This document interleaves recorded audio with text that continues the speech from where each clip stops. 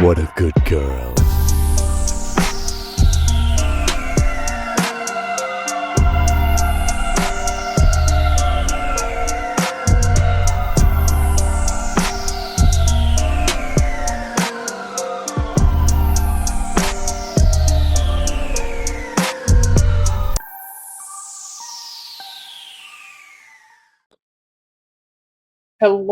Hello, welcome back. This is the Be Fucking For Real podcast with me, Selena Michelle, and Lilith Siren. Where have you been, loca? Well, I can tell you where we have it. On screen. We had a curse episode last episode. So Craziness. we had a lot of time with that one. The audio just shot. And that was the second time we had already filmed. So I just gave up. I just took it as universe's sign that Haunting The Avalon. universe didn't want to see us No. You know what? It's fair. talking about that book and that movie. So I guess. I mean, Haunting Avalon really got us on that one. So yeah, here we it are. was a self-fulfilling prophecy. Yeah. So here we are filming on the full moon. Get some better energy in the system. So all my shows got canceled for this month. Boo. During the Blackity Black is Black month of the year. And the gayest month of the year. And the gayest month. So I guess that was the ancestors' way of me, since I usually travel an insane schedule, that I need to just relax. I've done it now. And I agree. Because I love sniffling to the gods. The trees are continuously trying to kill me down here. So yeah. The universe said, girl, sit your ass down. So I've just been trying to just work out and relax as much as I possibly can, but also my muggle job continuously makes me work overtime. So I've just had a lot of time to reflect and think and spend time with people that I care about, which has been super nice. So that's been about it. I've had a lot of weird animal encounters the last week or so, which is yeah, it's normal. Usually whenever the universe is like about to tell me that, like, okay, you've rested, it's time to get back on the horse, that's usually when I start seeing signs of just like a bunch of fucking animals. So it's now time for me to, I'm gonna rest for the rest of the month and then back on the saddle. So I'll be performing in Gainesville a lot next month. But I booked it for a lot of stuff in the future, so I'm excited about that. So Awesome. What you been up to, Loca? Sorry, my cat she's got the zoomies and she's running right under my feet. Well, she is the host of the show, kind of. She's a performer on the show. I mean, I'm recording in her house. Like, I pay the rent, but this is her house, so. Yes. Where have I been? Just, mostly I've been in my bed. Because I socialized so much, like, last month and probably the month before, too, like, I've been very much a hermit, just like in my bed, getting back to my routine. So yeah, I do have a funny story that happened to me at work today, though. Oh, go for it. So one of my coworkers got let go last week, and so I have been training her temporary replacement.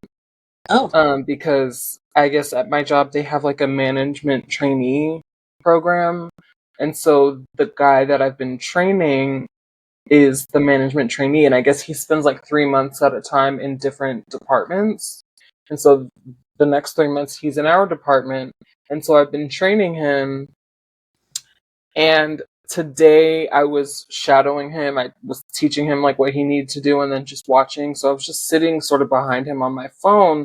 I had my headphones in. And a post came up about that guy, Silento, who made that song, you know, the Whip Nene song. Yeah. So apparently that man killed his motherfucking cousin and is he's going to prison for 30 years. Oh, wow. That's crazy. Right. And so that post came up, and so the song was playing in the background for that song, and it was really loud. Because he I definitely guess because they're just playing like these are this is his song, so they've had it playing in the background.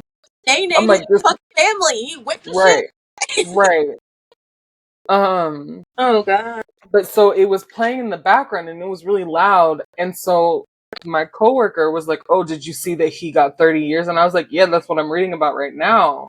And I was like, "Oh, I didn't realize that my headphones were that loud." And he was like, "Yeah." And I was like I just made a comment sort of to myself. I was like, "I hope it don't be that loud when I'm listening to audiobooks." And he just laughed. And I was like, Dun, dun, dun. well, then I said, um, so then I asked my other coworker who sits behind me, and I said, "Do you be hearing my audiobooks when I'm listening to them?" And she was like, "No." And he was like, "Yeah, you can. Yeah, you can. Of course we can." And I was like, "What are you talking about?"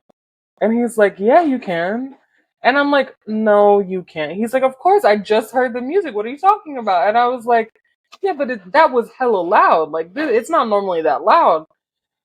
And he just kept laughing, and I was like, "I think that you're fucking with me right now. Like, I think you're fucking with me."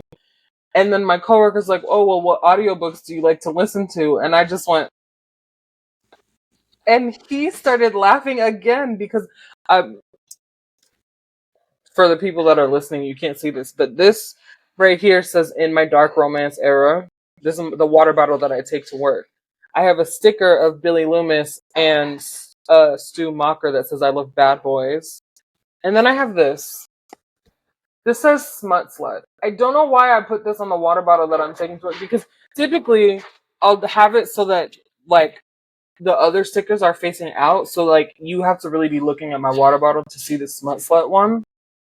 Um, Is that Catalina? but huh? Is that Catalina? No. Okay, that's right. Got it. But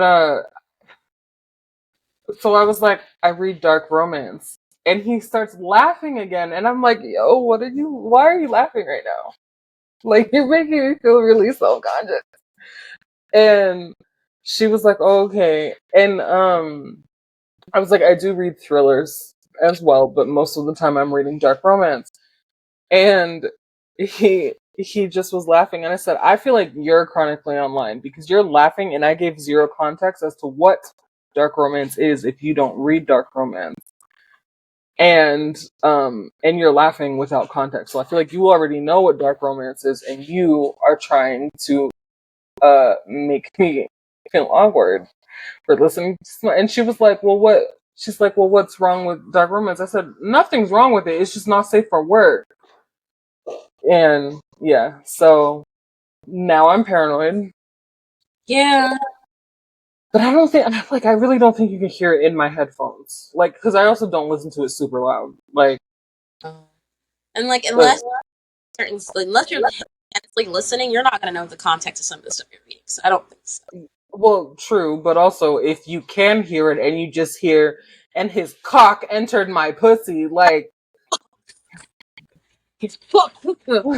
cock. Especially in the books we've been reading, because like they have accents in it, so it's like you're definitely here. Yeah, yeah. Okay, so that kind of happened to me on accident, and it's your fault. How was it my fault? It was a while ago when we were reading Butcher and Blackbird, and Okay, voice memos at work, and usually I read them on my phone, so that way that it doesn't happen. But I didn't realize them on Facebook when you're like pressing it and like it will restart on the Facebook Messenger on your laptop. So oh, so when you push play on your phone, it'll play it, but it'll restart it. You know, you can like sometimes pause it. It'll reset on the messenger. okay. I brought it up for some reason. Like I went to click on it and it froze and it just started coming up again. I'm like, oh, that's fine, whatever. And next thing I know, you said the exact same word. You said something about cock, and I was like, what? And I like immediately just went, no, no. Yeah, And and also my muggle job, I have on my computer, I have to keep it up super fucking loud. Because whenever we do fuel orders, it dings whenever they're done, so I can see what's done. So I have Yeah. to put it on so I can hear the ding. So it was on fucking volume, but there, Oh my god. so it was fine. But Um, at one of my old jobs, like that I was working before I got this job, I was talking to my coworker, and I was actually listening to Haunting Adeline that was the first time that I read it. And he was talking to me, and I didn't realize that we were going to have a longer conversation. So we did. And so I took my earphone out. And at the time, I was using AirPods. I don't use AirPods anymore. But yeah, I was using AirPods. So when I took it out, for some reason, my phone was like, oh, you want to listen to it out loud? And it just continued where it was. And she was like, and my nipple. And I was like, not that. and we were in the middle of a conversation, and he just continued talking, and I was like, "Thank you. Let's just pretend that this did not happen. Just skate right over it because what the fuck." Okay, I got a question. Okay, in the same message. What's the what's the weirdest place you ever read a spell? Probably work. Work? You think work is the weirdest one? I mean, I don't. I listen. Because I don't listen to it at the gym. I don't know how these girls be doing that. A lot of girls listen to these books at the gym. I will kill myself. We're neurodivergent. I don't think we'd be able to do that anyways. I mean, I can multitask, like listening to. But I'm not talking mostly. I think it's a sensory thing along with what we're doing already. So Yeah, like, I don't know. I can't do it, but I really only listen to audiobooks at home, in my car, or at work. I mean, I listen to them on the toilet, like when I'm in the bathroom, like. But I listened to it. I almost got listened at a Sonic drive-through because this was taking forever, and we were reading. We were Blackbird, and I really wanted to get it done. So I'm like, yeah, it had already been like 20, 30 minutes, whatever. And I had a large, and usually I would just cancel and go, but I had an order from my roommate too on there and her kids, so yeah, I have to wait. So I'm just here. I just push play, see them coming because like I always park at the very big entrance so that I can see them coming, and yeah, I didn't see her coming at all. I don't know how I didn't see her coming. You're coming. I didn't. She was a Sonic worker, honestly. Like she didn't have this the normal like Sonic outfit on. I guess she was mhm, leaving work, and I had to turn that shit down so fucking fast because yeah. really I was Uh, guys a from Target parking lot. yeah, I don't shop at Target anymore, but as you shouldn't. right. But I at the time I was still, and I was listening. And it was right after I had seen a post where this girl was talking about how she was sitting in a Target parking lot and she was listening to like a steamy part of the book, and this man came up to her car and he's like, "Can you turn your volume down?" And she was like, "What?" And he's like, "My kids are in the car, like right next to you, and we can hear everything." And she was like, and so now, like, my thing is now I don't care. It's my car. I don't care. I'm listening. This is my business. Okay? I'm in traffic right now. Like, Yeah, this is my business. Um, just drive. Hearing it drive. right. So I don't care if you can hear it like at a stoplight or whatever. Um, but yeah, I just. Can I tell you my Oh, favorite stoplights? your favorite what? Thing to do at stoplights? What? Multiple things. Oh I have god. things that I genuinely like to do because I get a lot of catcalling and stuff like that. And weird. Hmm. One thing I do like to do is I'll play what I call murder music, Yeah. like Mr. Sandman, and I'll just deadpan look at them with no smile on my face, just no looking at traffic, just this, and then I'll just pull out my mallet. I go, Why do you have a mallet in your car? well, because I have multiple apps, and Okay. I always have. Oh, You sorry, fell. I did. I always have a mallet. I thought I was Harley Quinn, but it's you. You are Harley. This is my favorite mallet, by the way. I know you guys can't see this, But it is the most disgusting looking mallet because it has been used for activities. But this is my lucky mallet. What activities? You don't need to know. So that's one thing. Or because I have a karaoke, I think you've seen that. I have a karaoke mic in my car. Yeah. And I always just start talking to people at lights. I do that when I'm on my way to Atlanta. And I'll sometimes, if the truck drivers are really bothering me, I'll talk to them through the microphone, and I'll just start talking to them and start singing to them through the microphone. What songs do you like to sing to them? It depends. If they're nice, I'll sing like nicer songs, like I don't know, like the Temptations and stuff, like Okay. or Too Legit, depending on how I feel. Okay. That's a long ass song, by the way. Yeah. I get to that last 25-30 minutes before I get downtown. That's usually the song I play because it's like 9 minutes long, and I just like sit there and drive through traffic and just too legit and just like that. That T-Pain song, that church song, Oh. do a rude dude, Yeah. I and love that fucking song. And Wall to Wall by Chris Brown. I'm in traffic just jamming to that. Late. When that song came out, I was so in love with him because that was the height of like vampire media at that time, and he was a vampire in the music video. But Yeah. like also fuck Chris Brown, he could die slow, and I won't care. So. But my go-to traffic song has been "Everybody" by the Backstreet Boys because I didn't realize how much that hit. Just that everybody.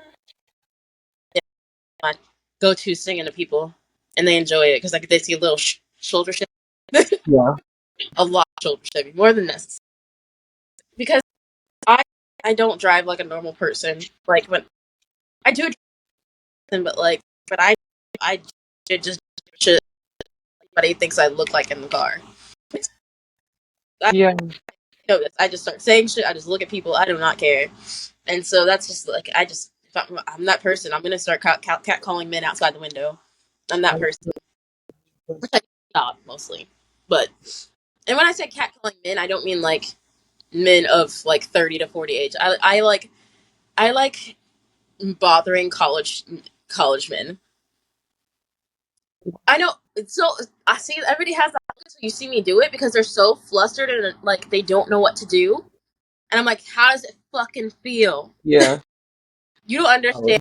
Like you can't do that to the crackheads at the gas station. Obviously, don't do that. Don't. You No. are listening. Don't catcall men at the gas station. They will just try to follow you. I Right. had No, I don't want them to perceive me in general, so I will not bring attention to them. a car as well. And I did that one time where I was driving and I was just like down the road, and there was a guy that was really pissing me off, on a bike because we were stuck in traffic. So I was only going like 5 miles an hour, and like he was just come on going by. He wasn't near me because it was like a huge median and like 6 lanes of traffic between us. And eventually I just said something, just messing with him, and he followed us all the way to our venue. And I was like, you know what? Let's just never do that again. Never do that. Well, I lost him. He didn't follow us all the way to the venue, but almost to the venue. I was like, you know what? Let's just do that part again. Let's just never do that. Well, Being a woman in STEM, I'll tell you. why are men? I mean, I guess. But that's where we've been. That's where we've been. That is exactly. But this week was my week. I really wanted to read the installment of the After Witch and Blackbird, which is Leather, which again you didn't mind rereading over again. Also, we needed something light. I needed something light after Haunting Adeline. Valid stuff. Usually, I think I would have been okay with like reading another darker book, but after like we were so busy, the emotional shit that we were both going through last month, and how busy we were mentally, it just wasn't a great idea to do 2 really dark books back to back. So this was just a nice thing to bring us back to the comedy side of things a little bit, give us a little light lift. But the trigger warnings for this book are eyeballs, but not eye sockets. I'd say you're welcome. Teeth and tooth byproducts. She also loves ruining food, so she ruined pizza and beer. Also smoothies. Snow globes. auto-cannibalism, numerous weapons and sharp objects, including darts, scissors, guns, saws, knives, grinders, and edger, and a little implement called an... What is that called? A nilce... How to spell that? What? I don't know if you can see it. You probably can't. No, you can't. It's spelled... Shit, where'd it go? Enudletion.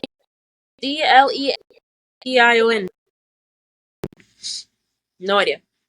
I know what she's talking about, but, like, I don't know what it is. Okay.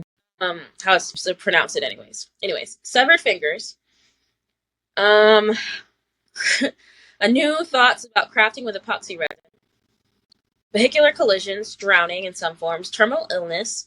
Detailed sex scenes include, but are not limited to, adult toys, choking, rough sex, mild degradation, sexual acts, pegging, praise kinks, reference to parental neglect and child abuse, reference to child sexual assault, and religious references and trauma.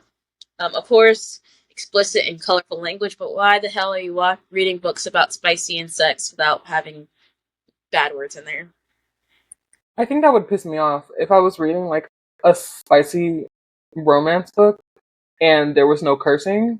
What do y'all say when you're having sex? No. You know? Conversation. One of my favorite things that a man can say when we're having sex. But I told you about the person that I slept with that was like very polite during bed, and that.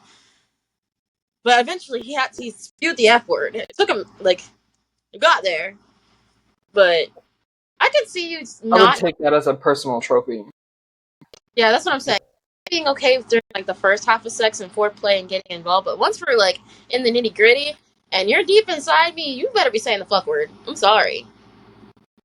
Because if this pussy's not like amazing you, then what the fuck am I doing? What are we here for? What are we doing? Like, anyways, injured dog, because cause of injury not depicted, and he's okay. And there's a lot of death. It's a book about a contract killer and a serial killer. So I feel like that's probably a given. So yes.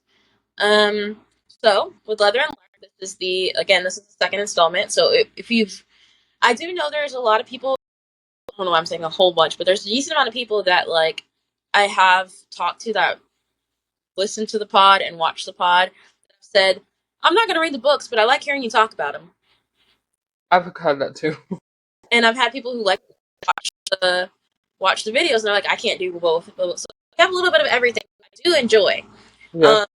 But for this series, you don't necessarily have to read the first book at all. No, you don't. This could be counted as a standalone, to be honest. Yeah, they are called like interconnected standalones. Yeah. So, if you're worried about keeping up with the book series on this one, you do not have to, because again, the characters are what connects the story, not. Yeah. But we have Lark, who is Sloane's best friend, from the first book, and then Lachlan, who is Rowan's brother. My husband. Get Irish shenanigans. And that's what this book's about. Do you want me to go to the plot summary, or do you want to go through? You can do it. Okay, because I'm going through the Cliff Notes version because my brain is doing pretty good today, but at the same time with my sniffling and everything else, it's better to just stay on track. So basically, Lachlan is, like she said, a contract killer. Mm-hmm. And Lark is the daughter of a powerful crime family. Even though they talk about covering it with, like, you know, is it a bakery or are they just a bakery? Yeah. Okay, I was right. They cover it with the baking, which sounds legit. Mm-hmm. But it also includes but it also includes her grandmother's totally legitimate muffin business.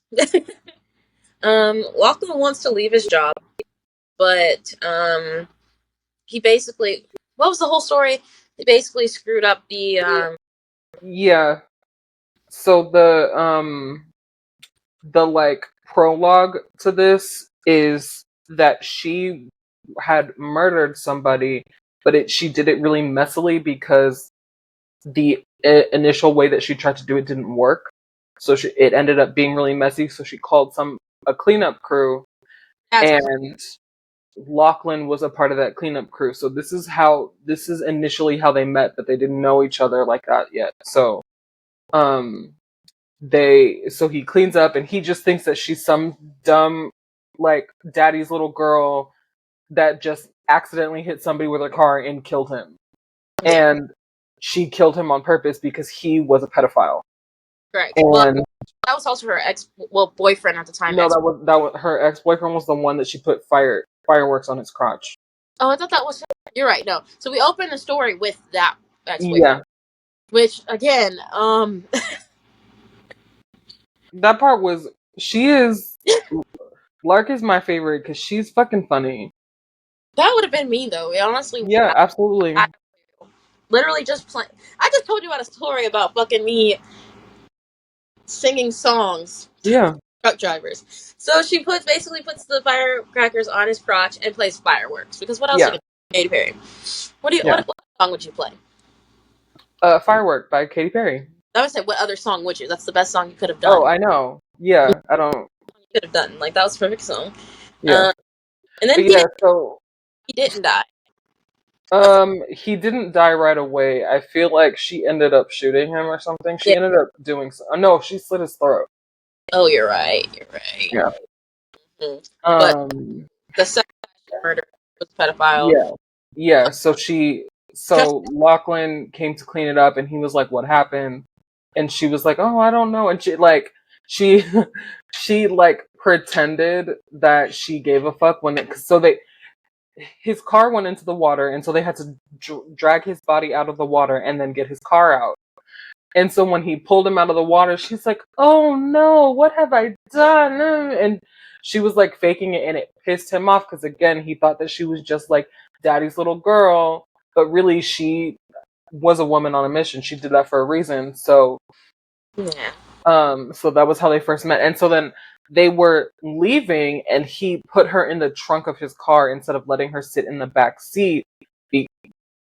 I think he was just being an asshole, but also they didn't want anyone to see her in the car. And so when they were at a stoplight at some point, she jumped out of the trunk and ran away, and that fucked up his boss's contract with her family.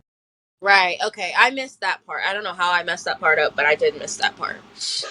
So when they jump into, I don't remember how much time passes, but later, when they meet, when he meets her that night, he calls her Blunder Barbie, and she calls him Budget Batman because it was Halloween, and she was wearing a Harley Quinn costume, and he was wearing a Batman costume, I think. Or he was just Batman. Or I think he was just deepening his voice to sound more Batman-like. I am vengeance. Every man talks like Batman at some point when they think they want to be cool. It's a thing. It's one of the two. You either have like the typical type A that wants to sound like Batman, or you have the bisexual boy that wants to sound like Dean from Supernatural. You only have two. They're both really great voices, so like you really can't go wrong. I recently ADHD pause. Yes. I recently read a hockey romance called The Pucking Wrong Guy, and I'm fucking screaming. It was so good. I love that book. That's actually I'm gonna pick that book later. Because it does have like a bit of a darker element to it. But so at one point he tricked her into thinking that he was her boyfriend because he wore the same Halloween costume that her boyfriend was supposed to wear at this party, and then he fucks her. She realizes like very quickly that it's not her boyfriend, but she fucks him anyway. And the way that he was doing shit to her, I was like, listen, if this man put on a Batman costume and was talking to me in this deep voice and then fucked me like that, I would chain myself to his leg. I would chain myself to his leg, okay? That shit was hot as hell. And he had a Jacob's ladder piercing. Oh, true. For those of you, have we discussed this? I don't know. For those of you that don't know what a Jacob's ladder piercing is, it's when the shaft of the penis is pierced multiple times and it looks like a ladder on the underside of the penis. Yeah. Now, I have questions. I want to know what that feels like. For who? For me. Oh, gotcha. I'm just asking questions. For me. For you. Yeah.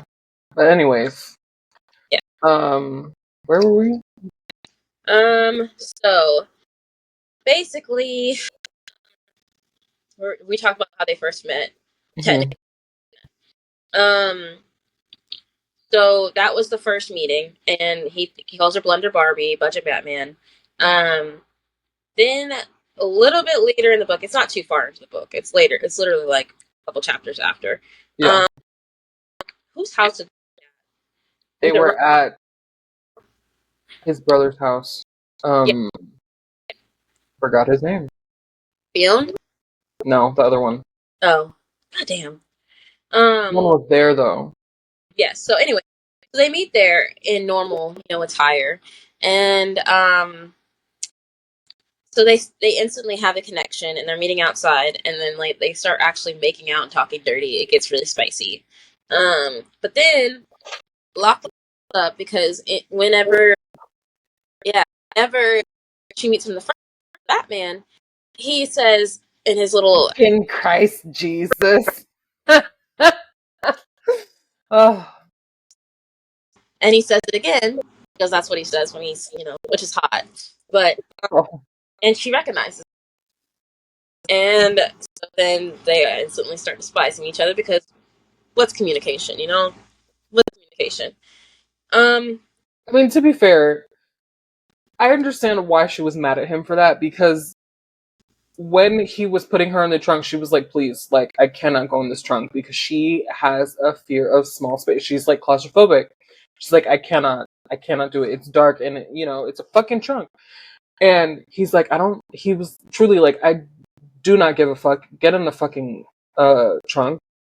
And so, like, I probably would have disliked him a lot too. I probably wouldn't have disliked him that much, but because I mean, I don't think that I could fathom deeply hating an Irishman. I just don't think I can. I can, but I'm also yes. So going off that, that's one of the things that, like, I know why the miscommunication happened, because she didn't want to give her identity up of what she was doing. Right. But the biggest communication trope isn't that kind of irritates me about this whole thing isn't between her and Lachlan. Her and Sloane, like, they've been best friends. You're watching your best friend basically kill her love of her life, who also kills. Yeah. Sloane's been through the same thing where she feels alone because she does this. Right. And then you're repeating the cycle of, I can't tell my loved ones because I don't want them to know. I'm supposed to be the normal one. Right. Yeah, that was something that bothered me too. I'm just like, this should not have been a trope. For me, that should have been like, for me, keeping it away from Rowan and Sloane would have been like, her wanting to hide being a serial killer makes sense. It's fine, you can go through the struggles, blah, blah, blah, blah. Keeping it from the two people that understand you the most and you love the most and already do way worse than you. Yeah. It's kind of like, I kind of wish that wasn't there. But I mean, it got solved very quickly. Like, of course. Yeah.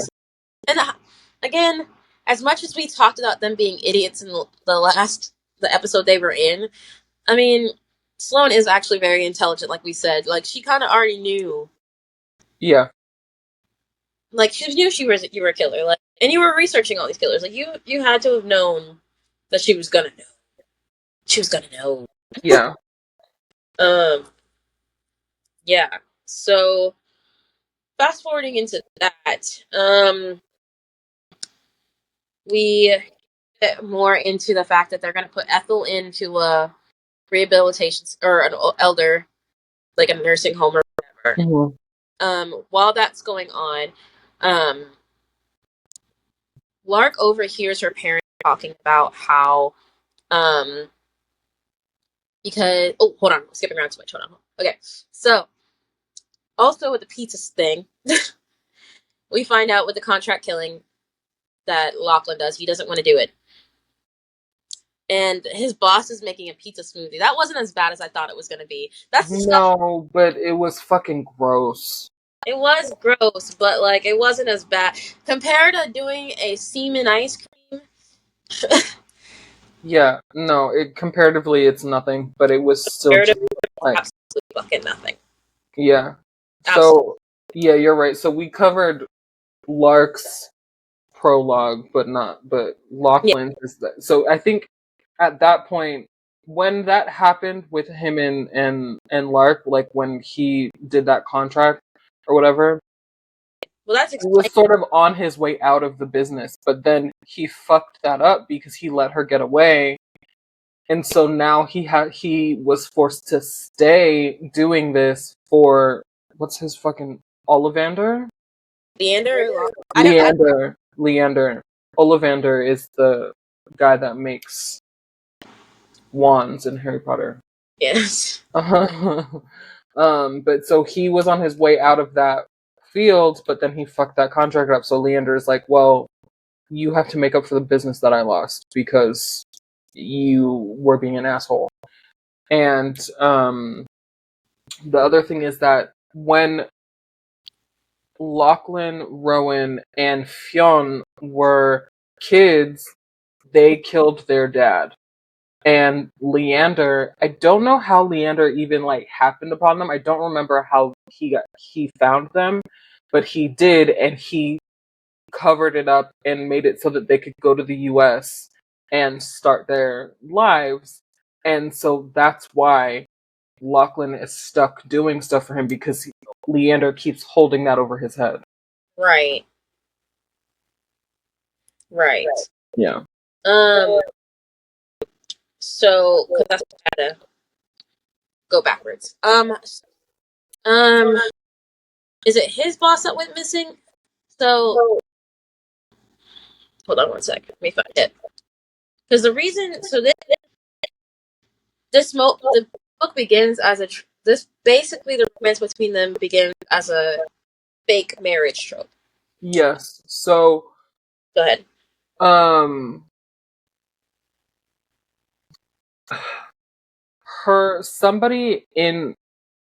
Somebody is killing people in her family, like that are related to her, or in her family's business. So like her uncle, her mom, like just random people that are in the business with her family, but that are related to her. And so her parents, this is where she starts to overhear the conversation that her parents are having. And so her parents think that it's Lachlan that's doing this, or I think maybe they think it's Rowan. They think it's one of the Kane brothers that's doing it. It was, they have, okay, so what it was, I remember now. So they have associates that they were working with, and they believe Lachlan killed the associates. Yeah. And in that, they believe the associates were going to come back and go for and kill Lachlan, which would cause Rowan to go back and kill them, which they would go after Sloane. So that's why Lark gets involved, because it eventually comes down to the fact that they're going to eventually go after Sloane. So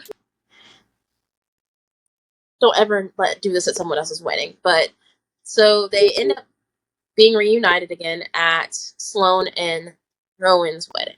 Yeah. And I think that before that specific part happened, they interact here and there because he's the brother of her best friend's fiance or whatever. But that's probably the first time that they like have to be like around each other for a long period of time. Yeah. And the wedding was cute. Definitely, definitely fun, bitch. Sorry. Anyways, so Lachlan's being a little bitch because he doesn't want to go up to her. You obviously see they're obviously doing the thing where they're staring at each other across the room multiple fucking times. So Rowan's like, "Go fucking dance with her." I'm tired. Not Rowan. It was Sloan actually. Yeah. Like, go dance with her. Go fucking go. And so they do, and then that's when Lark kind of gives the proposal for them to be fake married, because if they're married, they can't go after. They're not going to go after. Yeah, because her grandma. Hold on. Excuse me. Her grandma is like. Her grandma set it up so that she would overhear the conversation that they were having, and so she's like, "Well, why did you want me to hear that?" And she's like, "Well, you need to figure out how to fix that." And so she's basically telling her like, "Your parents valued love over everything else. Right. So if you so she's like, "Well, if I what you want me to date him?" And she's like, "That's not going to be enough. You have to marry him.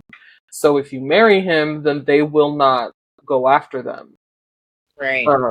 So she proposes a fake marriage um so that it would help, keep them off of his back, but then also um she'll help him fix the contract with she'll give him another contract with her family so that he can leave, or give Leander a contract with her family so that he can leave the business. Mm-hmm. Right. Which, it's a lot. It's a lot, Grandma. Tired. Tired, Grandma. What is too damn bad? That, man. Oh, that was gross.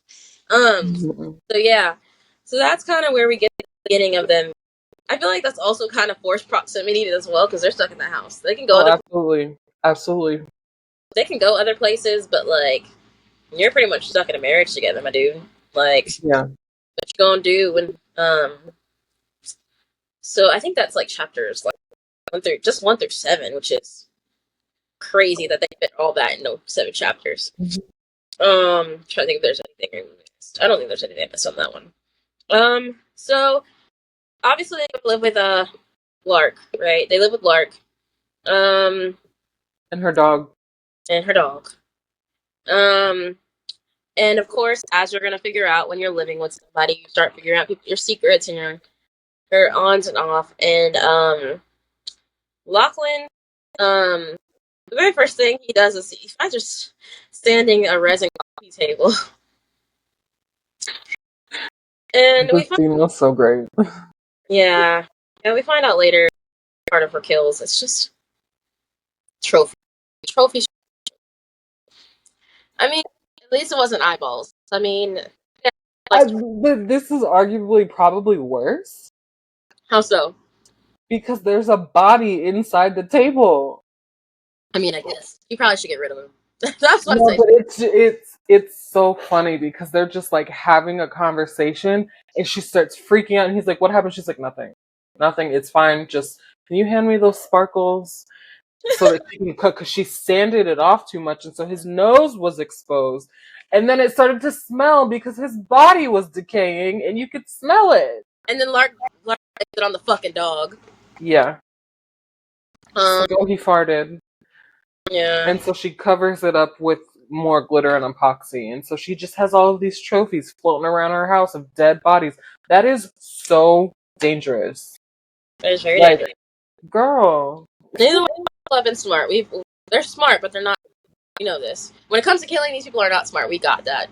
We got it. It's clicked in our brains. Yeah.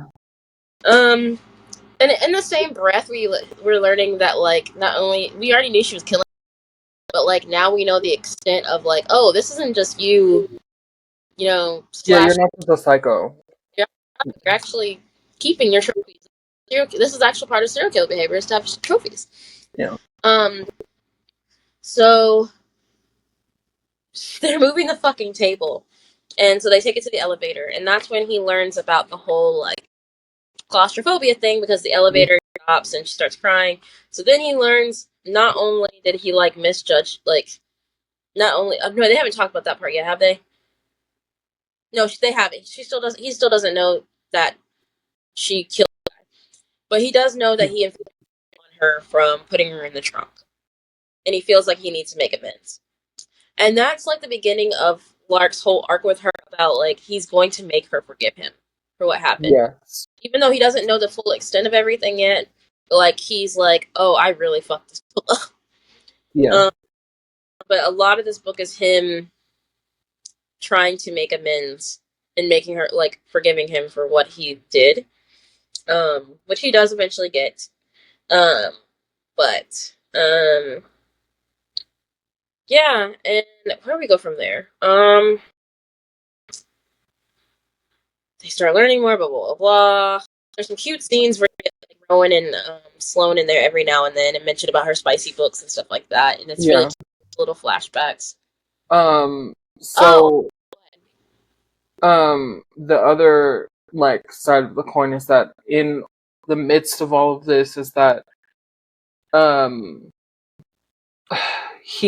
Lachlan has a leather working shop, and he has there aren't a ton of chapters of this, but somebody is watching them. Yeah. Third point of view, Phantom. Yeah. So somebody is watching them, and ADHD pause. Didn't they fucking use the Butcher and Blackbird thing again at their wedding? Say again? Didn't they use the Butcher and Blackbird thing again at their fucking wedding? Yeah. Because it was on the napkins. If I was a fucking caterer at that wedding, I'd have been like, you know, there's a shop. Name this. There's people in this shop too, because they're famous in their town too for that fucking restaurant. For the restaurant, yeah. For the two restaurants. So I'm like, you know, they're gonna be famous in the catering world too. So you're just like, there's also some murderers.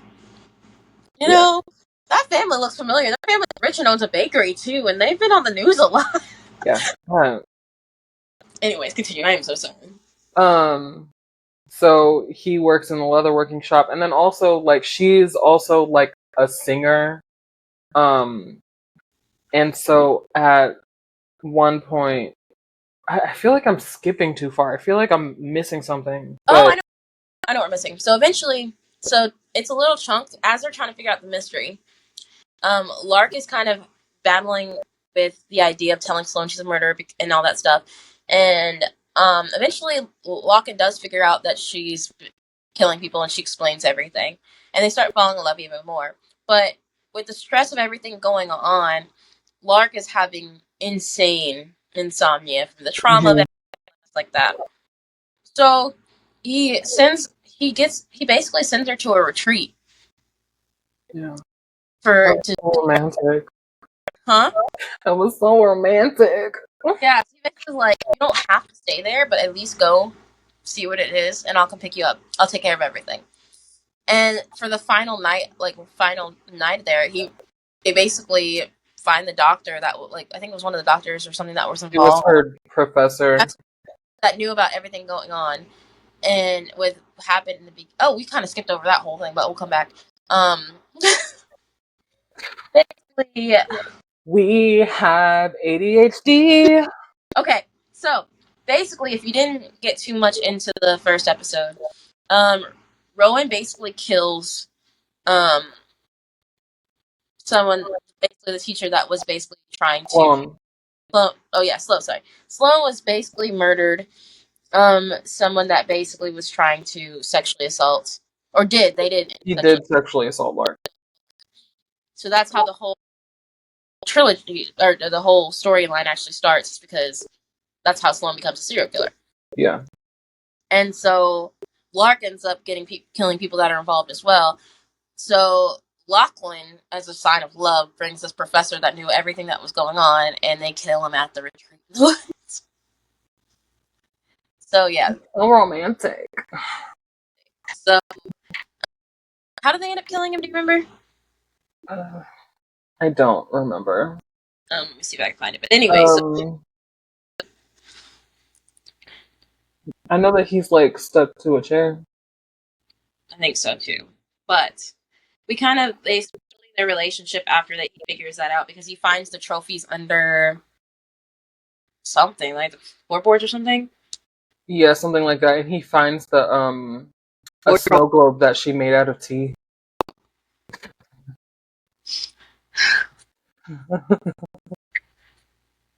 And he even called her out. He was like, "This, like, why would you keep this?" And she's like, "It's a souvenir, ma'am. Jeez. Can we not?" If creative, that's it. Creative. So yeah, during the whole part, they're just kind of building back their relationship after that, and the nicknames do stop at that point. There's a mosquito because my fucking window's open. It's full moon shit. I keep my window open. Florida. That part too. So then, yeah, she's a singer, so she's been trying to write music the entire time, and she's been having like a mental block this entire time over music, and then after that, she pretty much. I'm trying to think what caused her to. It was that, I think, and Or what she, the fact that she finally talked to Sloane and got it. They've made up about the whole thing. I think it was one of yeah, the probably all in the same. and but so she, because he said he's like, I'm not gonna. Like he at some point made it clear that he like did like her and had like legitimately had feelings for her, and he's like, but I don't want to do anything until like you forgive me, and I'm not just doing shit for you to forgive me. I want it to be genuine, so whatever. And so then she writes that song for him. Right. Which brings us to the first spicy scene. Is that the first one when That's they're? the dressing room. Yeah, that's the very first one. I Uh, first like contact spicy scene. If you want to talk about like them talking dirty to each other and stuff, there's kind of hints there. But this is the yeah. first like contact scene, and I will tell you, I loved that scene so much more than I liked Butcher and Black. That one topped any of the ones that were already in Butcher and Black. Really? Between obviously it was a lot more kinkier.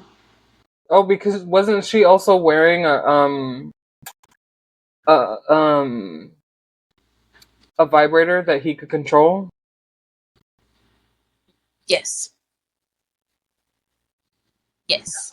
That he played during while she was singing on stage. Yeah. Um, yes. Um, and so there's a lot of choking involved. There's like slut, that kind of thing thrown around. And there's a lot. I liked it specifically too. Like he made her say safe words beforehand and established the system. So that was very nice. I appreciated that after the books we've been fucking reading. Yeah.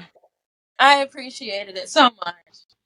But yeah, that was the hot sex scene. How was it? Were you how was it with the audiobook? Because I was reading the reviews for the audiobook and it was not great. Oh, that's crazy because I love the audiobook. I mean, to you, but like, what did you think of the voice acting and everything? Oh, the voice actor who voices Lachlan and Fionn in the Mm-hmm. next book is Eric Nolan, and I love him. Yeah. So my opinion is probably a little biased because I already liked him before I knew that he voiced these characters. And so I like them more because he voiced these characters because it's a different actor than the first one. But he is I don't think that Joe Arden is actually Irish. I don't know anything about that dude. He voiced Rowan.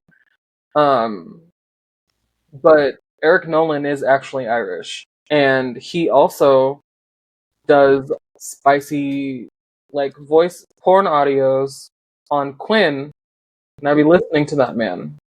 Okay, yeah. He does one where sorry ADHD pause. There's one where he's like chasing the listener through a forest, and it's literally if I catch you, I fuck you. And I'm in his he has like a Discord channel, and so I'm in the Discord channel, and all of the the we all talk about the audios and all these different things. It's a big ass fucking community. Um But these girls be listening to this at the gym, and I'm like, how? How? I'm not like actually doing cardio and listening to the cardio of him, the audio of him chasing you. I no, I will make a mess in this gym. Listen, What are we doing? that would motivate me because, like, I already told you that's part of why I'm running. I'm learning to run better because that is just my dream. Just want a man to fight, run with me in the woods. Oh, absolutely, same. But I don't want to think about that at the gym. So my fantasy is basically I want to go to a disclosed location that, like, we've already set up that, like, we're not going to get caught. Most likely we've set up with somebody that we know, blah, blah, blah, because I know a lot of country there's people and I know people there, blah, blah, blah. My whole thing is I want to have until dawn to Mhm. escape where we're at. Oh, it's giving epilogue of Lights Out. I know, and I want it so bad. I want it so fucking bad. I want to be able to hunt and fight and just run away, be the final girl, and if I'm not, I'm fucked, which is fine. It's fine. Oh no, I lost. But I just want it to be like an actual, like, good Yeah, look. I want to put up a fight. I don't want to feel good the next day. I want my body to be in visual pain the next day. But I digress. I think the only things that I read about, like, the audio thing was, like, they didn't like the laughs. That was a huge thing. Like, it wasn't anything bad. They're like, the laughs seemed fake. It took me out multiple times. oh, Yeah, they're always gonna be something. yeah. I just there is always an element to an audiobook where I'm like, this is fake, but like Just they're move on. acting, so it can only sound so real. Because I don't know, with voice acting and like audiobooks specifically, I feel like it's not that it's less than acting. Honestly, I think it's harder Voice acting than is harder than acting. I'll tell you that much right now. because you have to portray the way that you're portraying everything has to come through so much stronger because you can't see the emotions on your face. You can't see the other nuances that go into that feeling. You have to be able to portray it just with your voice. Right. And so I don't And know. acting, um, or used to do it in the past. I used to do voice acting. It is so much more strenuous than actually acting, to be honest. Yeah. Because the amount of times it takes you have to do the same fucking energy every single time, Yeah. it's in fucking sane. Um, but yeah, I think someone said in general, also with the first book, they were in the same studio when they recorded this one. They were not in the same studio when they recorded this one. Mm, Probably why the delays were here and there, because they were maybe. not in the same studio. So, which makes sense, and it's gonna happen. So, I want to see y'all do better. Right. You do it. Yeah, I would do voicing. I would do sexy, like, spicy Oh, I voice. would too. I would 100%. When I eventually get to a point where I'm living by myself and I have an extra bedroom, my extra bedroom will be a studio so that I can record stuff like that. That was I originally my plan, but then I realized that I couldn't afford this apartment by myself. So, no, but it's okay. We're gonna get. Mhm. I'm already gonna manifest tonight that I'm gonna win 100K. That's what we're. Let me use my full moon to be like, I need Honestly, I could take like 20 and I'd be good. 20K doesn't do shit because you realize you're gonna have to pay taxes on it first of all. Okay, so 50.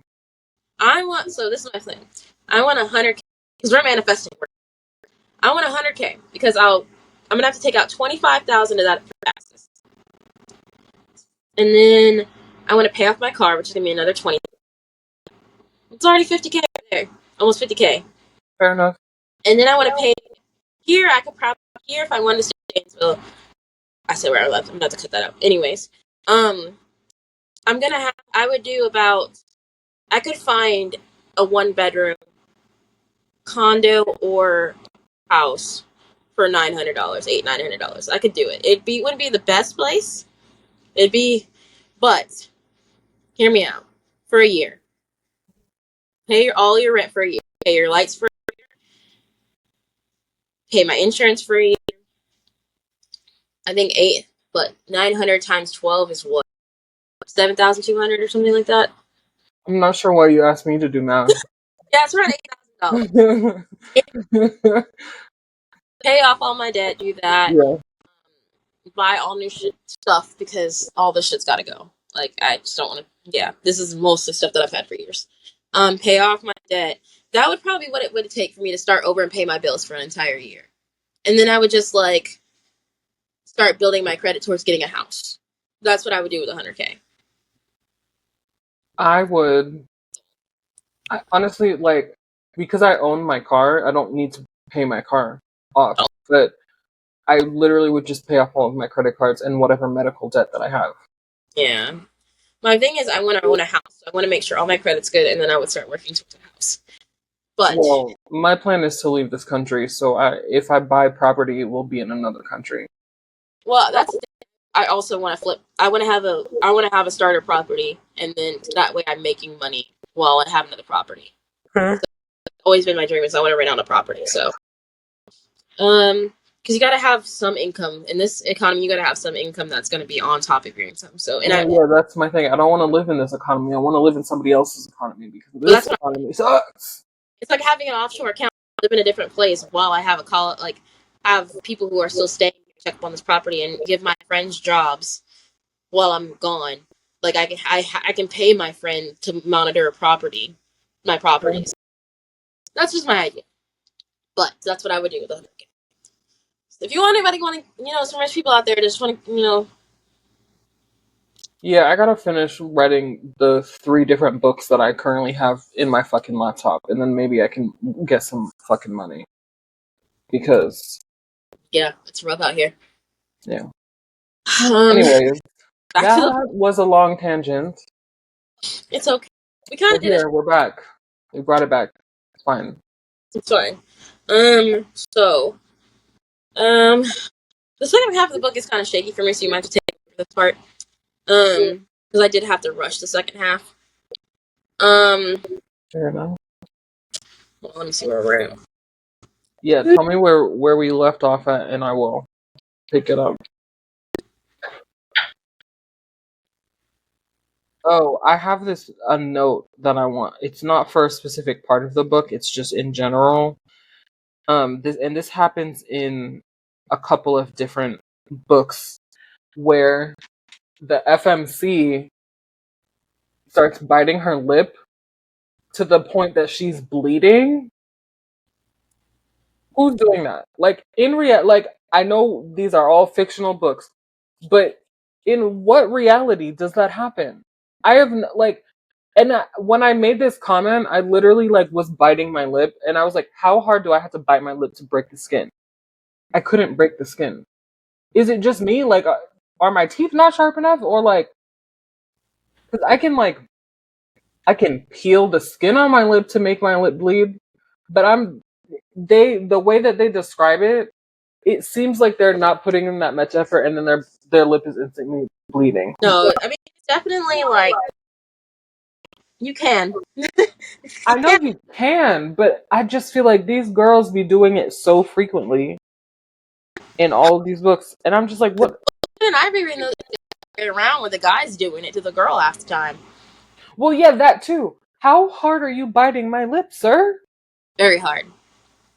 That's not sexy. That hurts. So, someone that's had very sex, you're not. I like impact play. Okay, I dig pain, but that is a lot. It's not about. It's not even about that state. It's the fact that you're just so when you're having legit angry sex with somebody, which I don't ever recommend because it's not really healthy. But I've had points of angry sex where I've had someone bite my lip open before. I don't do all the time. So it's possible. I guess It's possible. It's just you're doing it. It's not to be sexy. Well, but that's the thing. So, if you're doing it, it's not sexy. No, but it's not. In all of these books, what? It's not. So it's the idea when it's going on It's the idea. It's not. So it is sexy, but at the same time, in the moment, you're not thinking about it being sexy. I don't know. Fair enough. It's a sexy action, but in the moment, it's like. Well, I guess this is an invitation for somebody to prove me wrong. You don't need proof wrong with that one. Because that's at the point now where they don't give a shit what happens to your body at that point. They're just like. Well, but in these books, it's not usually that case. It's like, oh, I'm just biting your lips to be sexy. Yeah. So not that is the only way that I am inviting it into my life. The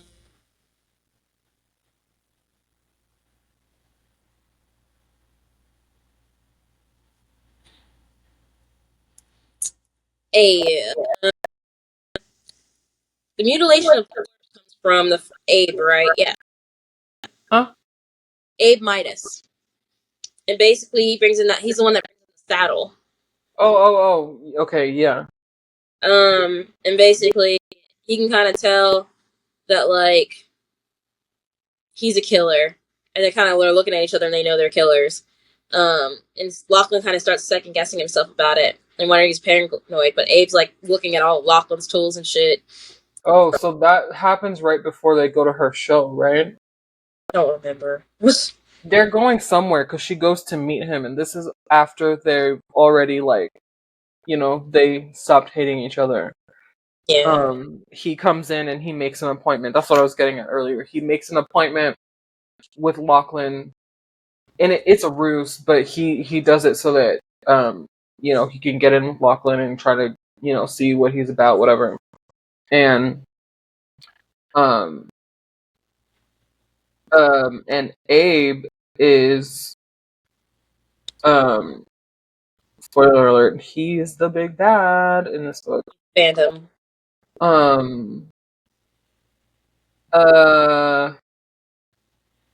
So I don't remember what event they were going to. They were going somewhere. Oh, sorry, my brain is computing. They get in the car. Mm-hmm. And they're going somewhere, and then that's when Rowan breaks up with Sloane because what was his name? The mute guy?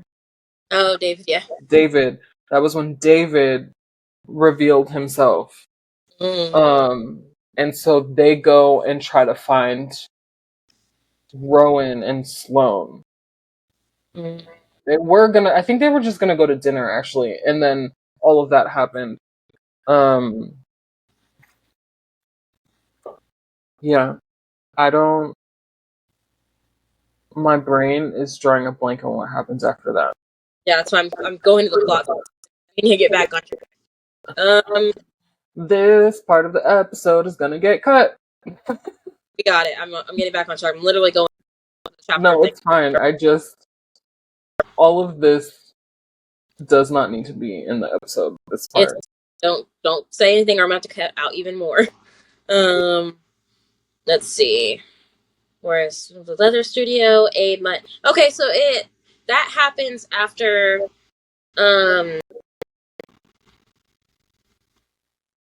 that actually happens after he takes her back to the sleep retreat. That's actually earlier in the book. The sleep retreat? Mm-hmm. Because he starts reading the screenplay of He what? He reads her the screenplay to Constantine to make her go back. Yeah. Yeah. Because that happens in chapter 15, and then 16 is when he goes back to the. Because that's why he's in the show himself, is because. And Abe finds him, is because Lark is still in the retreat. And then they go to the pub.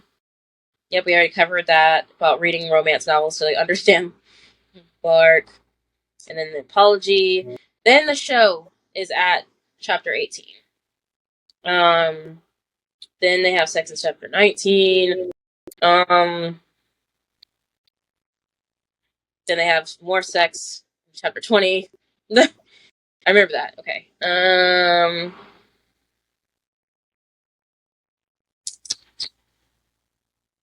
Okay, so I'll read this out. So basically, they have sex, blah blah blah. When Lachlan Leander wants Lachlan and Lark to come over, and they bake muffins for him. So that way, and then when they get to Leander's office,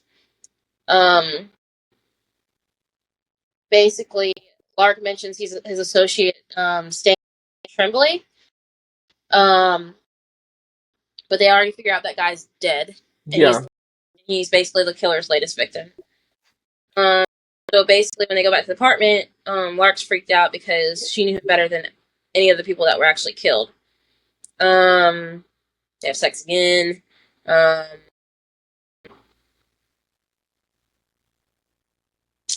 They meet Connor, and then they basically go to the medical examiner's office to check on his body, Stan's body. Oh, yeah. Yep, and when Connor triggers the fire alarm, Lachlan and Lark gets to Stan the body and cut off his thumbs and index fingers. And then don't they have to take his eyeball? Huh? Don't they have to take his eyeball? No. They do! He does. They didn't have to, but no, then but he makes them think that they do, and so he makes them do it. Yeah. But they didn't really need it. But that was funny. I'm saying they didn't need it, but he makes them think they need it to get the bolt. But if they fail, it could take the So this killer strikes every 40 days, and that would if they don't get it right, like it's gonna be detrimental because he won't be back for another 40 days. So he hands back over to Ethel sleeping, and then the Phantom is literally watching. And he's basically gaslighting her to who he thinks he is. He's basically, and she's not that old. She's a smart woman. She realizes why he's there. And they do a lot of biblical quotes in this book with the Phantom. Yeah, because that guy is like hella religious, which is crazy because his brother was also a serial killer, and he's mad because Rowan and Sloane killed his brother. Well, what are you upset about, really? Like, what are we doing? Because you've become a serial killer now because your brother is dead, but he got killed because he was a serial killer. So, like, give us something. So, she doesn't actually hit the call button to call the nurse. The whole asking her to repent shit because every fucking religious person before they kill somebody asks them to fucking repent. Like, that's gonna help you any. Yeah. She gives her like a syringe of saline to be like, save yourself, and because he's making her basically overdose on lorazepam. And basically he's like playing God at that point, and he's like getting a rush off it because if we've learned anything from Criminal Minds, serial killers get off on things. So that's just but you know, she's a badass grandma, like most of these serial killer brown. Like, she's a badass grandma. She's basically making fun of him this entire time he's trying to kill him, which is great. But basically, Ethel's like, you're gonna die. You're gonna die for doing this. Like, Lachlan's gonna come and kill your ass for doing this because of Lark. Yeah. Oh, that's why I thought about Fiona. So Fiona and Rose come in the picture, which Fiona is also the other brother. But basically, Lark is pretty much convinced, and Lachlan convinced everybody that like they're in love, and convinced them that they're a good couple. But Rose is pretty much like, no, like I still blame you, Fiona. Other shit is going down, and for Rose's decision to leave with the circus. So she's just what? Pretty much Ethel covered up, I believe, right? Yeah, they basically said it was. Did they say it was a murder when she died? No, because they think that she just died in her sleep. Yeah.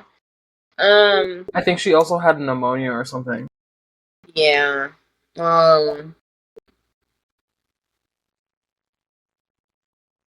So basically, this is coming towards the end of this, like towards the conflict of the story.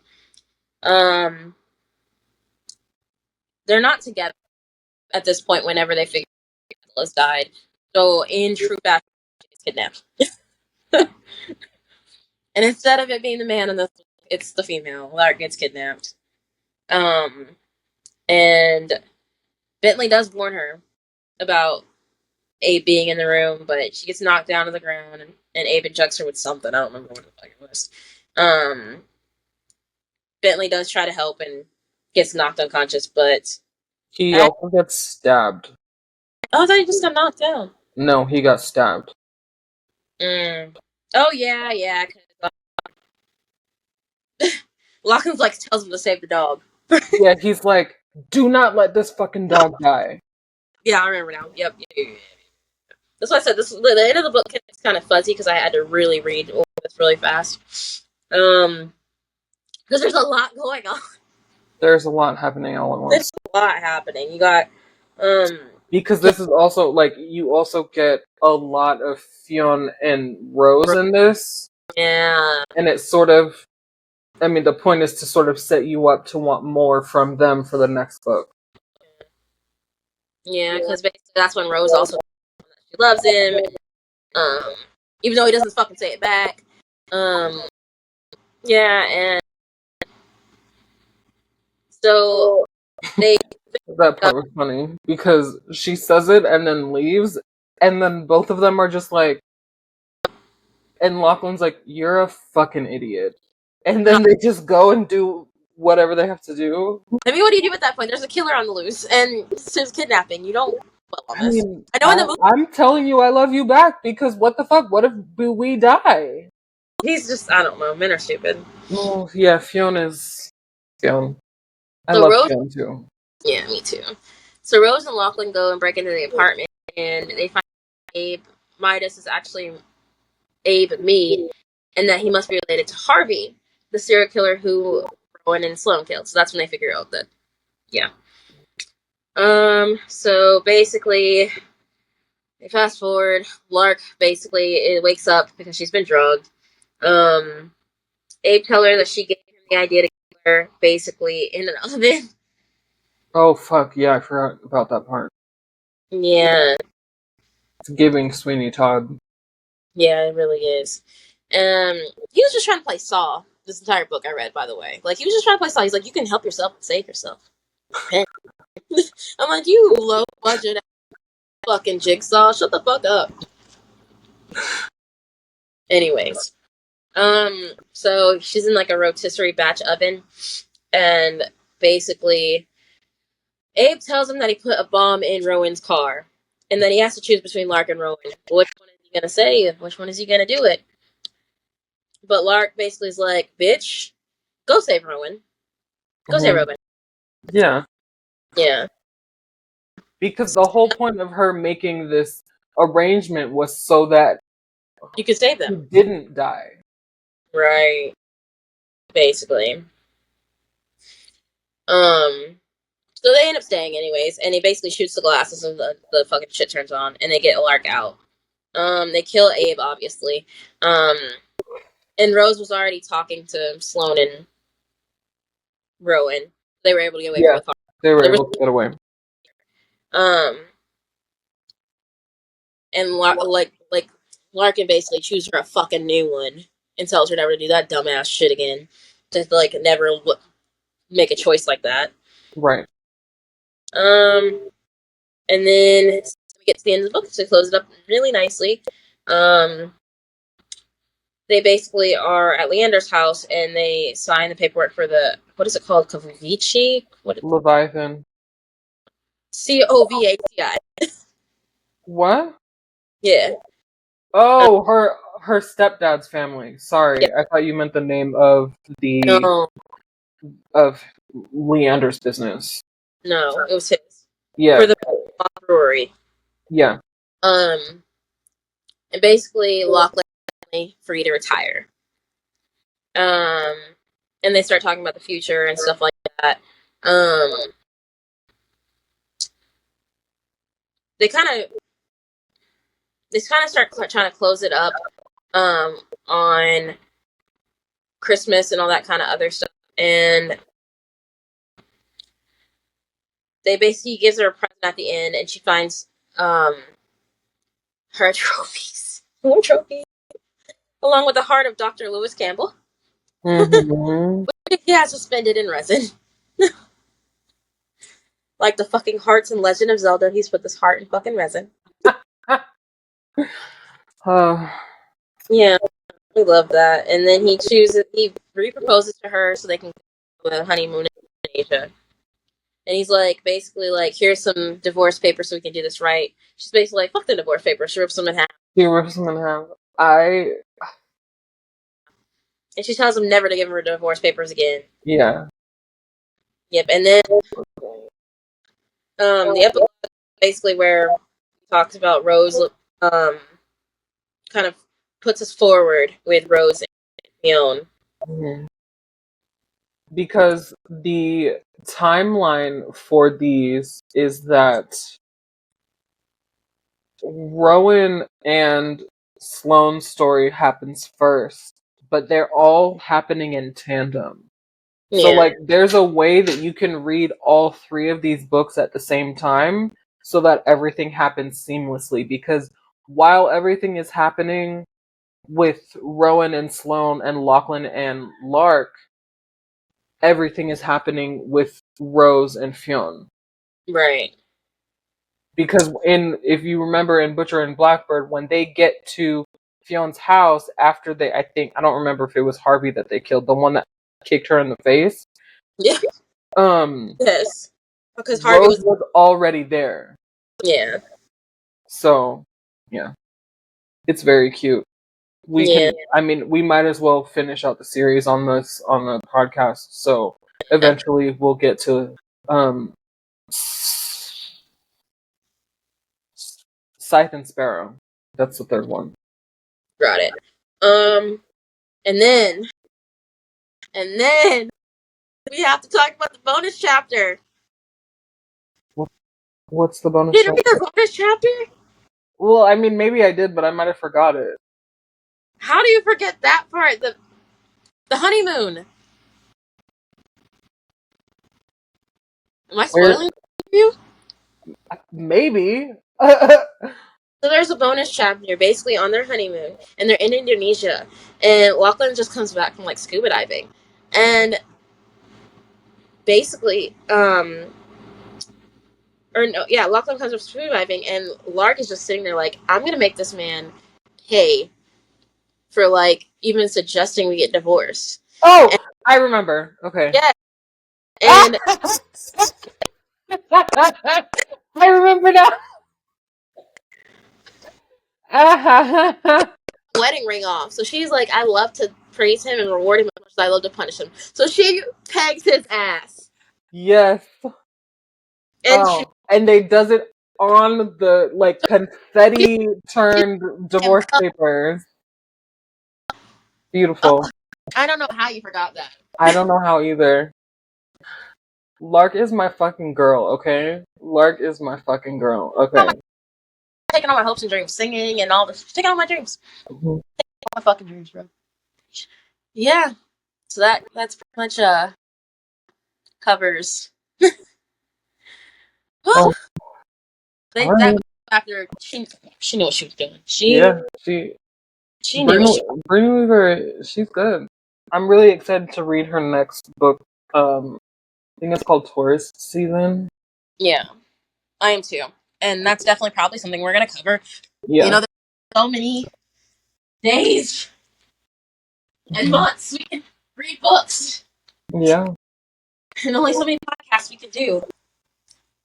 Sorry, my phone's dying. And I do not want to stop pausing. Anyways, so what made you feral about this book? I feel like my answer has been the same for like the last couple of ones. Just the man, Lachlan. Lachlan Kane is my Roman Empire. I love him so much. He is definitely one of my book husbands. So, I have book boyfriends and book husbands. Lachlan is a book husband. Well, he has to be because he is a husband. Like, he knows how to be a husband. Yeah. Yeah. So. What made you feral about this? Pegging scene. Huh? The pegging scene. Let's. Oh, so good. I did love the sex scenes a lot more. This week's sex scenes have been a lot better for me. Like, I honestly, out of the 3 books, I take it back because I did really like those sex scenes in Planet Barbarians, but like, for sure, this was much better sex scenes than in Butcher and Blackbird, for sure. Fair. Yeah. I'm not even going to the Reddit comments this time because we've spoken already about an hour and 30 minutes. So, but yeah, definitely sex scenes. I liked, the plot was good in this one. Like I said, the second half of the book, gets a lot of information into it, like, very quickly because we're wrapping it up. It's like, they wrap it up in like 8 chapters, I believe. Yeah. So there's like 20-something chapters, 22 chapters or something, and like, that the last couple chapters are so they wrap it up kind of like the first book. They wrapped everything up very quickly, which in this one it wasn't a bad thing. So the tropes were good in this one. I appreciated the tropes in this one. Yeah. Like I said, the only trope I didn't appreciate was the one with Rowan and Slow, and they wrapped it up very quickly. They didn't keep that going very long, so I'm glad they didn't, because if she would have whined about that entire book, I probably would have lost my mind. Yeah. Like, I get it. Like, I get that you're having doubts because no sane person is supposed to be a serial killer, but come on, we gotta keep it. But yeah, so that pretty much wraps up Leather and Lark. I hope even though we forgot a lot of things, I'm glad I thought I had enough to bring the chapter summaries downloaded for. It's still a good book, mind you. Like I said, just because we forgot doesn't mean. Yeah, no, we just forget because we have ADHD. And a lot of the time we record, it's not the same day we finish reading the books. No, I finished reading this book weeks ago. Yeah. Yes, like people were supposed to write notes, but you know what? Also, because this was my second time reading it, I didn't really take notes because I was just. Well, that, and we had to schedule a couple times, and it's just like, yeah, it happens. So, forgot what I was gonna say. It'd be like that. But what would you rate this book? Well, we said Butcher and Blackbird 6.5. So I'm gonna go. Said that. No, we both did last. No, I said 7.5. Did you say 7.5? Mm-hmm. We did for the first one. I think the first time we filmed, we both said that, but the second time we didn't. I'm not sure. I'm gonna say I'll rate this one a 7.5. I give this an 8. Yeah, but it's my favorite book in the series, so yeah. I agree. I think for me it would have been an 8 if, again, I think it's the same problem I had with the first book. It's the fact that, like, I don't know, they don't have to have sex every scene of the book. It's just the placement of where she places things. Yeah. And sometimes, like, the foreplay area isn't there that needs to be there, like, to establish the intimacy. Like I said, I appreciated that, like, they did have sex for the first time. He established, oh, this is going to be our system, blah, blah, blah. But, like, there was no build up to the fact that they were kinky. It just came out of nowhere. Yeah. Which really doesn't happen in an established couple like that. Regardless, it's gonna, like, I guess because of the way the plot worked, you needed to kind of gloss over that. But I'm like, I guess it can work out. Yeah. Yeah. So I would say 7.5. All right. Yeah. So let's get into the movie, but before we do that, I need to switch my audio because my laptop is dying. Well, all right. So, oh, go ahead.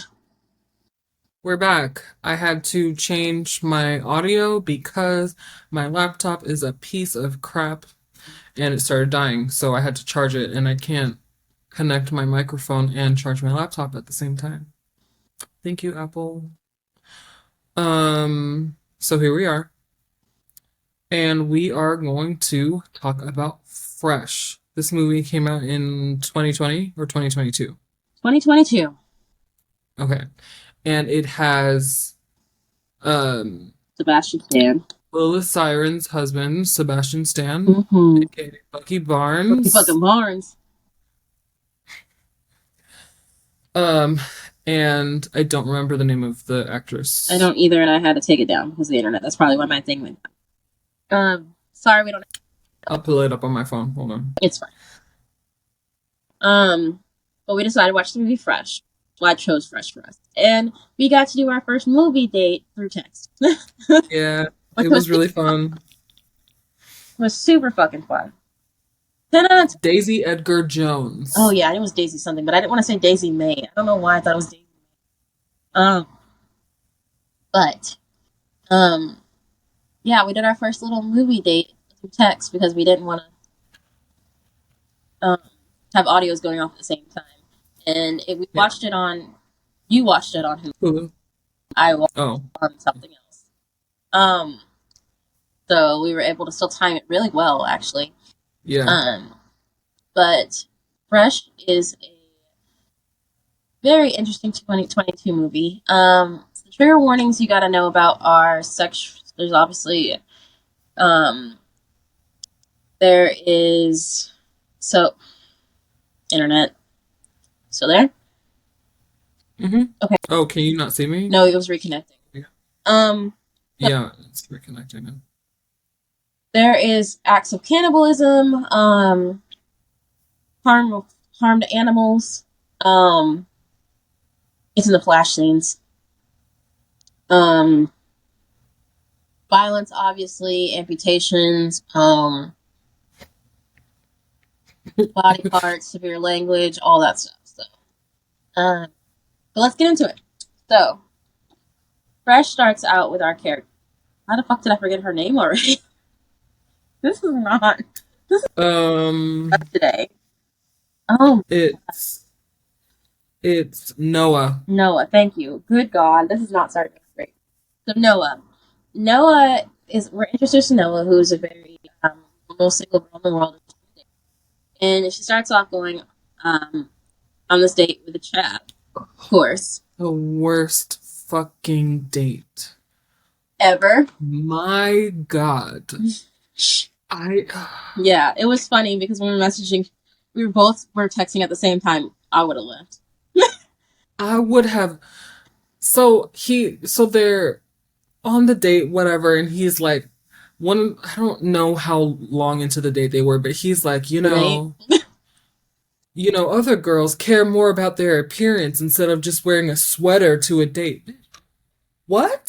So I can't wear a sweater now? But mind you, they're also in this like little, which I'm not banging on it, but they're in like this little Chinatown restaurant. Right. It wasn't like a fancy ass restaurant. It was like the local fucking hole in the wall Chinese food restaurant. Yeah.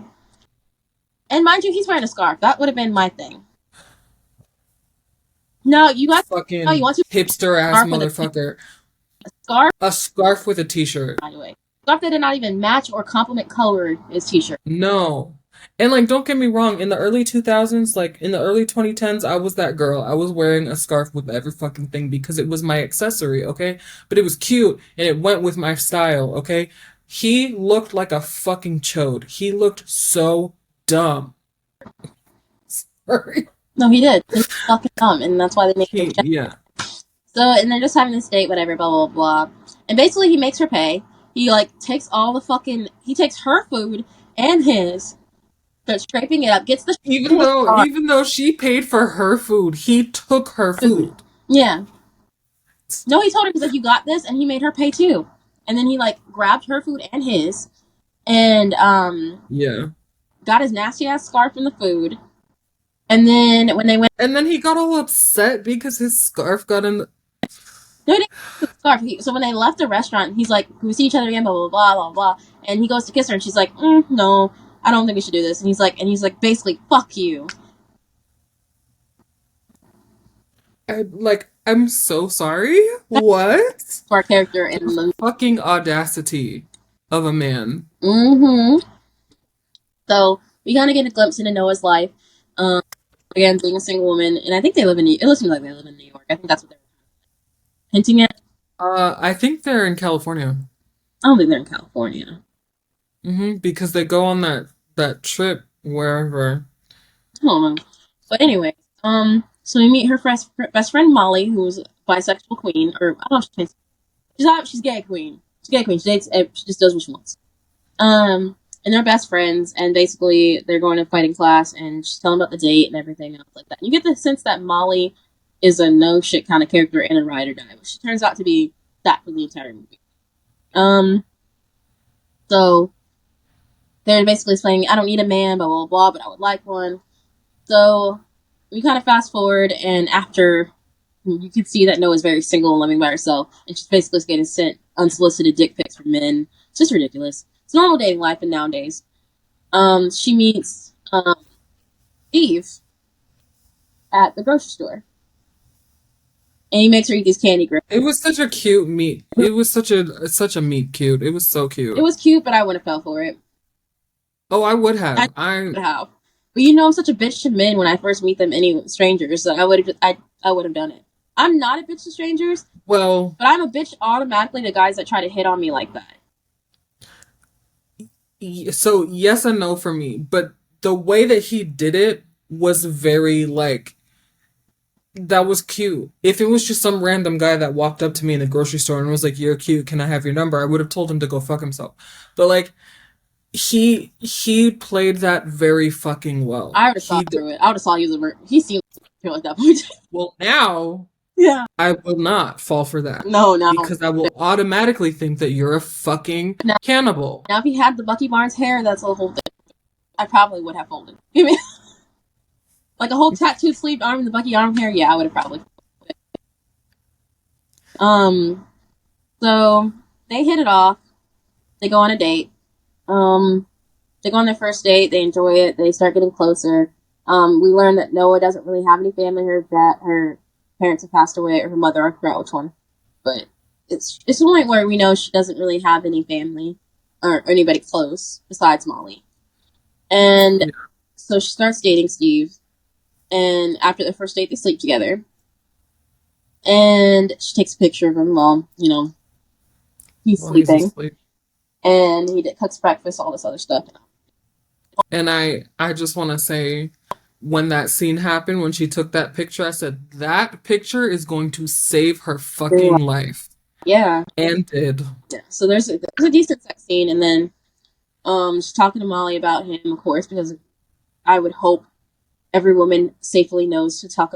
If you're a guy watching this, I hate to tell you, there's no fucking... We talk about y'all. We talk about you. There's no one person I'm never going to talk about. Not just because I have to tell somebody, but because I also need to not give... Yeah. You need to know what you... Also, well, and I said this when we were watching it too, I had an idea of what the movie was about, but I didn't really know the details. I knew that it had something to do with cannibalism, though, because it's called Fresh. But I will give it to him that he was very creative in the way that he vetted his victims. Yeah, okay, because that's the next part. The next part is when they go on. Yeah. The next date they go on is at her house, and they eat the Chinese food. Mm-hmm. He mentions that he's vegan, which we now know is a fucking lie. But fucking lie. But like you said, you vetted her very well. He was asking her, hey, did you tell anybody about me? Like, do you have anything? Like, blah, blah, blah. In ways that aren't necessarily creepy, but I would have caught on. Well, because you're dating. You get to know people. That he was asking legitimate questions that somebody would ask on a date. I'm a Scorpio. I'm so suspicious. I mean, valid. And I, too, now am very suspicious of these type of questions. But I was just like, if you are going into this and you're legitimately dating someone and you're not thinking that, oh, this guy is probably going to try to kill me, you're answering these questions without a problem. Because they're not dating at this point. This is only the second date. This is only the second time they've met. Well, yeah, but like That's it. they very much were very like. See, that's the cancer in you. I can't. After 2 days, no, no, No, but I mean, no. drag me, I guess.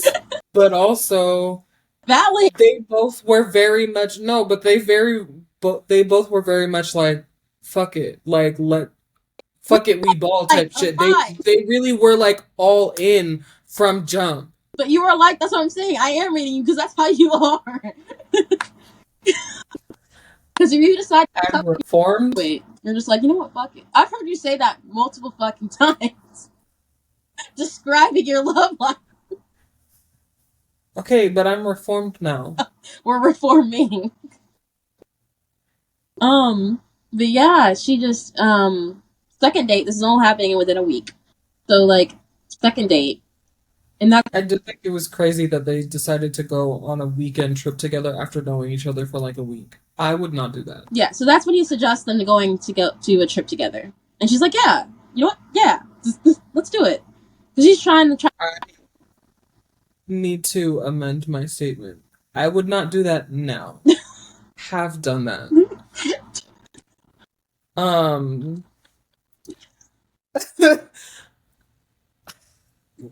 and I can't even say like I was young because I was definitely like 25 and up when this happened. It was right before I moved here.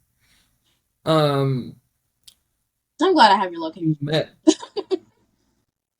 We met through an app and he was like, I'm going to, I don't know, Connecticut or Vermont or something. I don't know. He's like, I'm driving up there tonight with my friend and his girl. Do you want to come? And I was like, Sure. okay.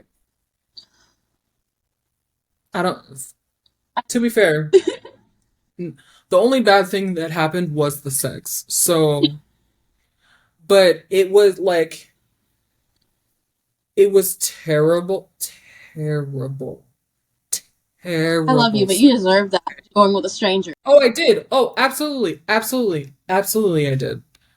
But I mean, we had been talking for a couple of days, and like, I didn't get it. And he was not. Okay, you're not justifying yourself. He was not like he didn't do anything to make me feel unsafe. He was fine. You It was literally just in the movie. fair enough. We're reforming you for damn sure. I have already said to myself a million times, the fact that I did not become an episode of Criminal Minds is insane. It really is. And I'm glad we're friends now because you do message me before you do shit, and I'm just like, thank God. Yeah. Yeah, the sex was terrible. And then I got a migraine, so I just went to sleep. And then I woke up to use the bathroom, and he had clogged up the toilet. So I went back to sleep, and when I woke up, it was fine. But Jesus. yeah, he tried to wake me up so we could have sex again, and I was like, no, I have a really bad headache.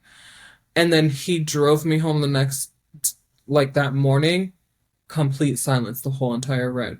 Complete silence. Oh, Jesus. Yeah. Oh, God. Oh. So I was very much doing I was living in the YOLO times. So you were Noah. You were Noah.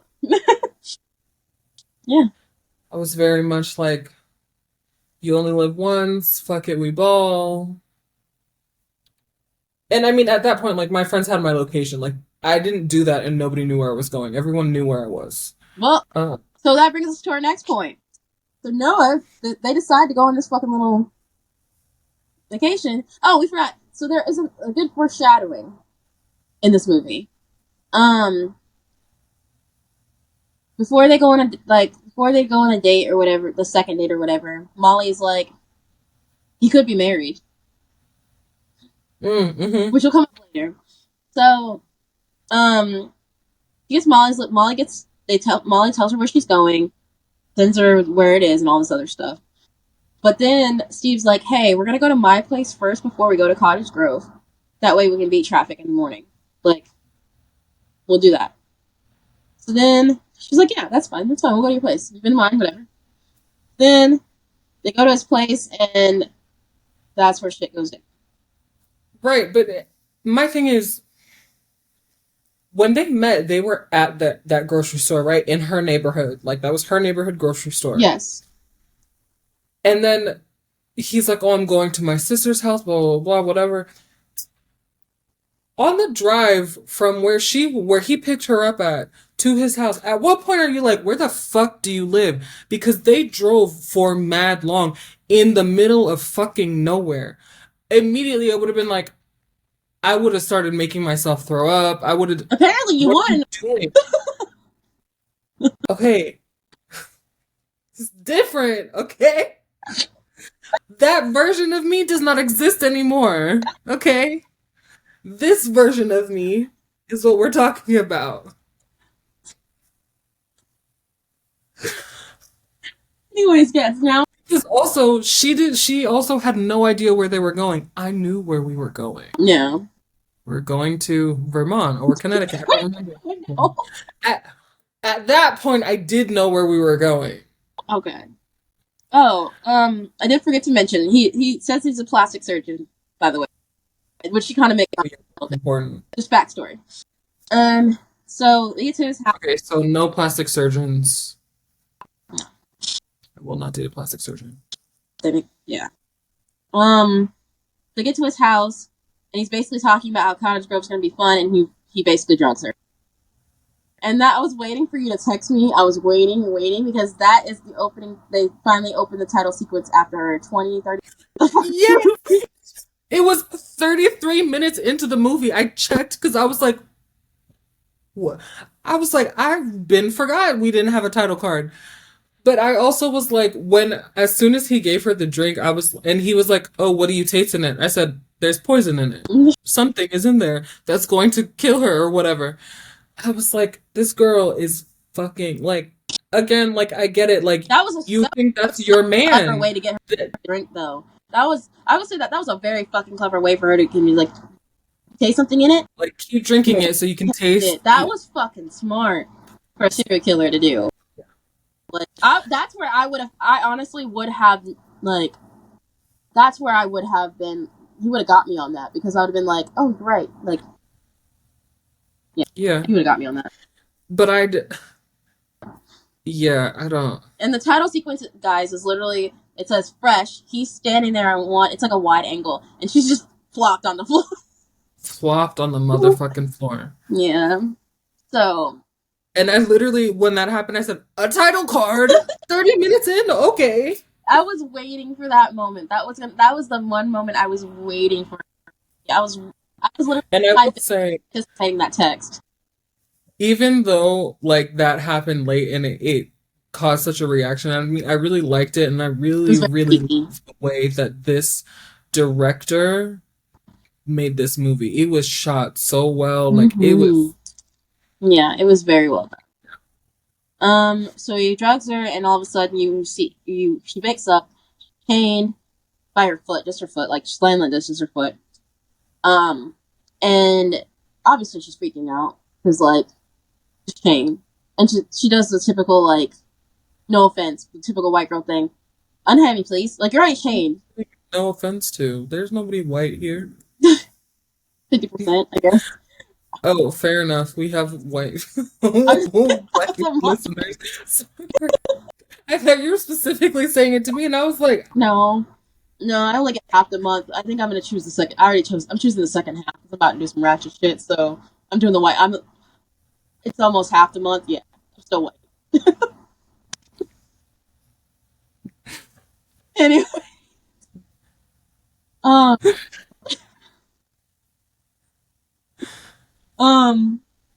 anyways, so she's like begging him, basically, like, unchain her, and it goes back and forth like the normal killer hostage situation. And he explains, he's like, I can't let you go. I'm gonna take your meat. And she's like, what the fuck do you mean? And he basically explains he's gonna try to keep her alive as long as possible, but he's gonna basically sell her meat, her skin, meat, hair, to some people on the dark web and the underworld or whatever, because these people get off on it. which explained later through the movie that these people do this, one, to feel connected to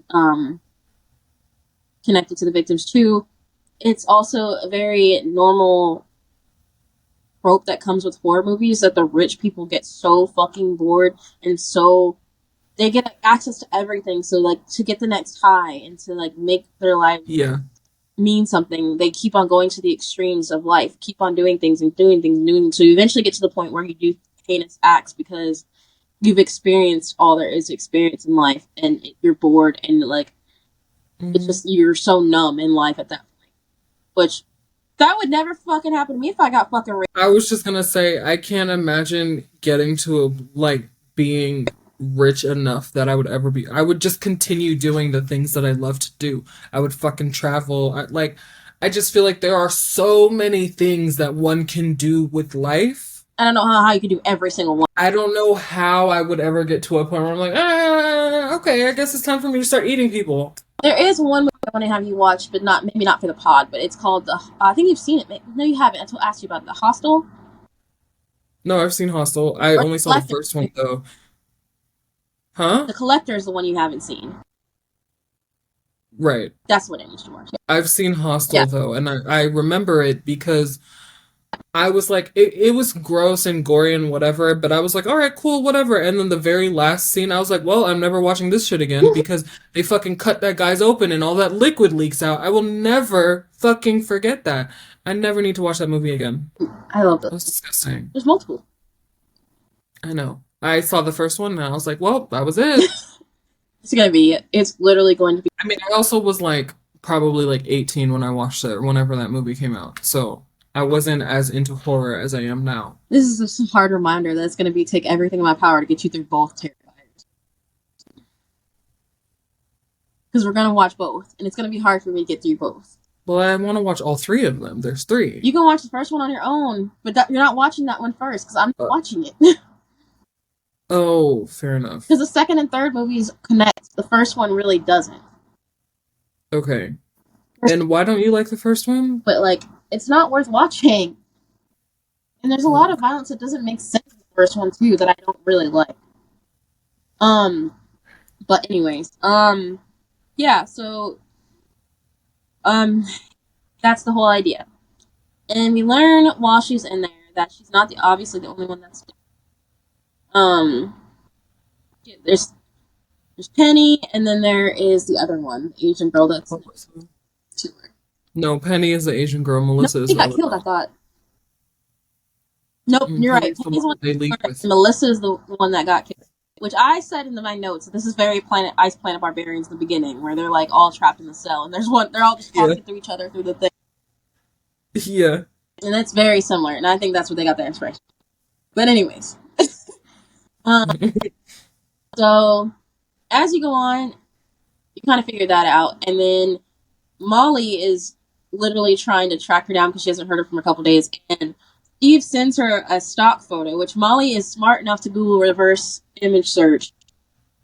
Leave it to a black woman to save the fucking day. Yeah, so she reverse Google searches and realizes something's up. She searches his name and his whole thing. She takes the picture. She realizes, oh, okay. And then we find out he's actually married and has a whole ass family. He is a plastic surgeon, though, so at least he didn't fucking lie about his profession.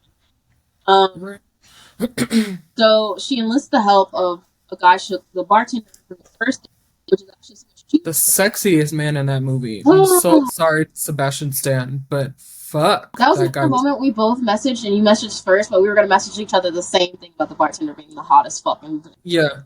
Oh my god, he was so hot. But he is so beautiful, beautiful man. Beautiful, useless man. Yeah, useless man. So basically, they're like, she tells the bartender, she's like, hey, something's going on with Noah. Like, I know you saw them on a date. Like, you remember what this dude looks like? Is this him? Yeah, okay, cool. I'm going to track down his house. If you don't hear from me, she messaged him, if you don't hear from me, call the cops, take care of this. Here's the location. And she literally gave him her location and said, if I'm not, because they were supposed to go back to her house later that night and fuck. Yeah. So like she was like, if you don't hear from me for a couple of hours, call the cops, do something.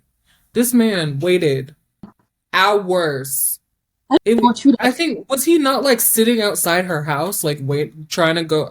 That's what I thought. I thought he was left in when he was at in one her. point, and the second day he came back is when like it was 2 days. The first night he was in his car looking, and he was like, nope. And then the second day he came back. So what happens is she ends up finding the house. She meets the wife. The wife, obviously, we looked at that wife, and she looks like a cult wife to begin with.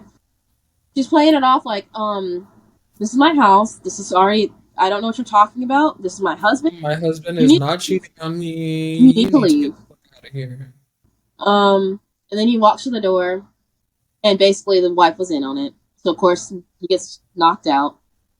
He gets knocked out. And so that's why we're saying like a couple days. You didn't say any shit.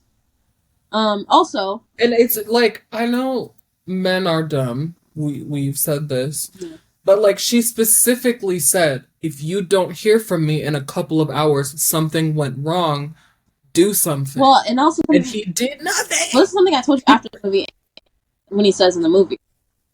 They're not boyfriend and girlfriend, and they did not date. They just were fucking for a week before. So he had no actual ties. But a good person would listen to this person. That's what you were saying. But also, he said, when he came up there, he's like, I shouldn't be doing this shit. Like, I don't care about this bitch. And valid, like, and I see, like, because at that point he was hearing gunshots and shit, so he should. I also would have, like, exactly, you should have at least called the cops. You didn't have to go. Because, and again, and that's what she said. That was my thing, is like, she said, if you don't hear anything from me, call the cops, do something, whatever. He didn't have to go look for her. He could have literally just said, hey, my friend went to go look for her other friend at this location. Here's her location. I haven't heard from her in X amount of time. Can you go fucking look into this? Because she sent him the stock photo too. Yeah. She sent him the evidence of the stock photo too. So yeah. That was my thing, is just that he did literally nothing. He could have done the bare minimum, and he did nothing. Yep. So then, sideswiping while all of this is going on, Noah is trying to escape. The first time she tries to escape, this has impacted my life for the last 3 years. She tries to escape. Lost her booty. And she gets pretty far, but she doesn't take a weapon with her, anything. And she decides to run away on the first try. If you're kidnapped, I'm not going to say don't try to run away the first opportunity if you're already in someone's house. But at least know the layout before you leave the house. Exactly. That was the thing that pissed me off. You know you're not going to die. She immediately just attacked him and just started running around. Girl, you don't know where you are. He's already told you he's keeping you around for the long haul. Yeah. Get his trust and then run. So, the first time she does this, he tells her he's going to punish her. He tries. And she does. So, the first fucking thing this man does is cut off her ass. Yeah. Her booty, y'all. Start with. Her ass. I mean, she had a little cupcake for a white girl. Don't matter. He cut it off. And to start with, my biggest problem with that, you can't do shit without an ass. And people want to argue with them. Like, your ass is the center of your gravity and your balance. You can't walk upstairs. Yeah.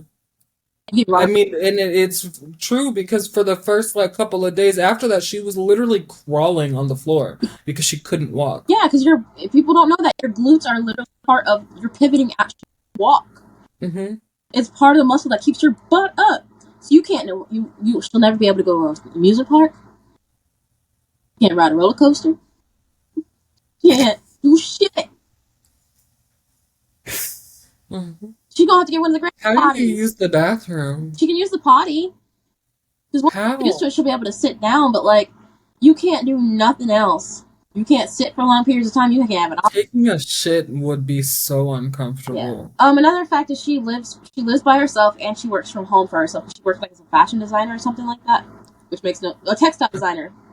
So so that was the whole point. He gets women that don't have close families or can contact them. Yeah. But he cuts off her ass. And I would like to say, first of all, one of the things was, you said he was married. His wife, we are inferred that she either was one of his victims or she was part of she was a victim of one of the organizations that he works for because she has an amputated leg. Yeah. So we know he's married. The girls confirm that she's the only one he ever slept with before kidnapping. So he genuinely likes her. You like this woman cut off. And at some point he gave her a magazine, and there was a note from one of the past girls in there that said, like, if you're reading this, he likes you. Yeah. And so he had to have really fucking liked her. He still wanted to fuck her with no ass.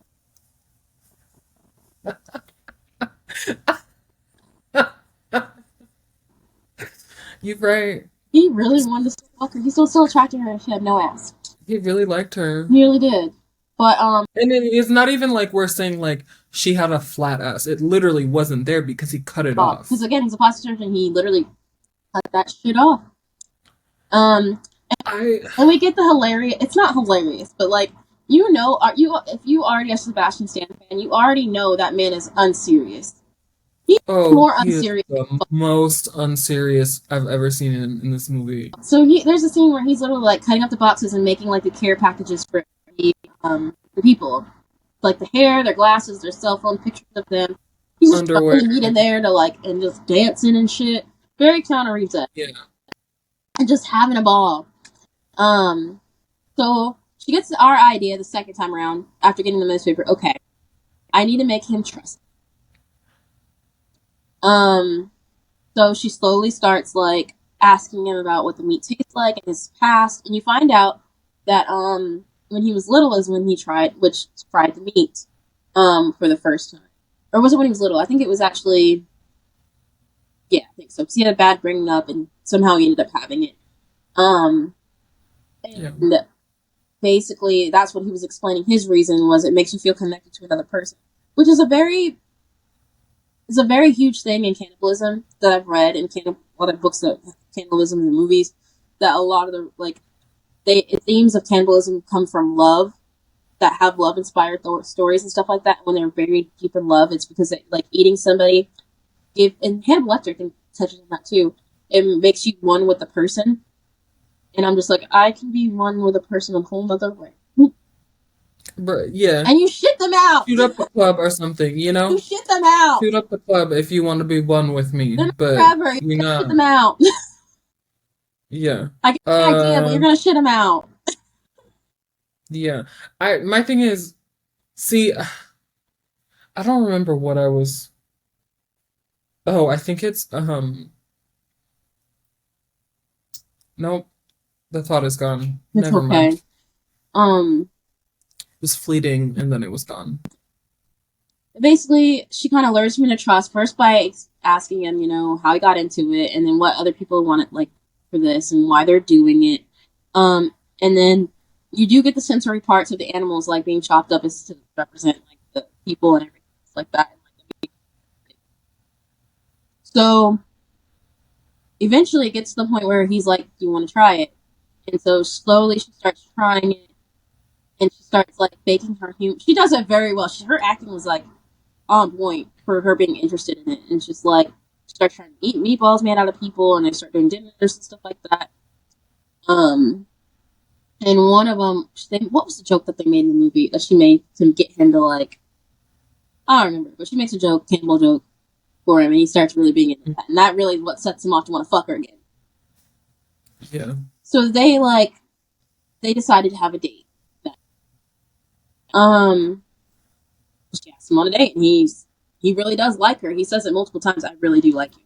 Yeah. And he fucking meant it. Gets her a dress and everything. You know what? I will say, even though he's a fucking serial killer, other than lying... That was a nice-ass date. But I said, well, other than lying about the fact that he had a wife, or he didn't even lie to her about that. He didn't lie about that at all. Other than lying... No, because she didn't ask. No. So, technically, he didn't lie. Other than lying about what he was going to do to her, he never lied after that. He was openly honest about way too much shit after that. Mm-hmm. So, during that point, he ends up bringing Molly into the home mix and everything else like that. I don't think he ever got any body parts of her, even though it does show him carrying her off at one point. So I don't know. Yeah. So I don't know if he took her ass either too. But I think he did take something of hers, but it never really shows it. Yeah, I don't think it was anything big either. It wasn't, because you see him drag her off in the going to the room. But, so they plan the date night, and she finally wears a dress for her date. She takes Chad to Bites and wears a dress. Well, I'm sure she can't comfortably wear jeans. No, she cannot. And they have the little dinner, and it gets more into, like, again, more into the philosophy of cannibalism and what's happening with the meat and all that other stuff. And eventually they get to having sex. And again, I'm gonna say it again, they were ready to go to Pound. He was ready to go to Pound Town. Even with no ass. Even with no ass. So then she bites off his wee-wee. And my thing is, halfway off. he is dumb. Because at first I was like, is she really gonna fuck him? And then she started to go down and I said, oh, she's gonna bite his dick off. Like, as soon as she made her move to start giving him head, I said, oh, she's gonna bite him. Yeah, she does it all. And my thing is, like, I think that was a good choice, or she could have rode him and then smashed his head in with something, you know? No, I like the dick part better. Oh, yeah, but I mean, I wouldn't have, because that would have... I mean, she did already eat a human meat, so I guess she was kind of over it. I wouldn't have wanted to put his dick in my mouth. Look around to find something. That takes too much time.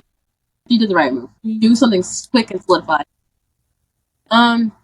So... She didn't bite hard enough, though. Yeah. So she basically does that and runs out the room, goes to save Penny, goes to save Molly. So she finds out Molly's there after she finds... Oh, because he shows her the vault that he has of all of the old girl stuff, and she sees Molly's phone. Yeah. Yeah, so he has this whole, like, shrine thing of their phones and all the people that are in it there, or have been in there. So she saves them she saves the two, or tries to save them, and they're, like, beating the shit out of him. They're all, like, tussling in the kitchen. And he's holding his dick because she only got half of it. And the bartender's outside, basically. He just finally gets outside and just decides to find them somehow. Like, he found the location of them, and finds because Molly's phone. Finds them, doesn't find them, gets out the car. He wants to turn around. He says it himself. He doesn't need to do anything. He ends up being useless. He doesn't help save anything, by the way. No, he doesn't help save anything. Does he die? No, I don't think so. But they never, like, connect with them. I think we're missing that part. I don't remember. But anyways, so basically... I literally think he just turns around and fucking leaves. We had to revisit that, because I don't think they did. I think he dies.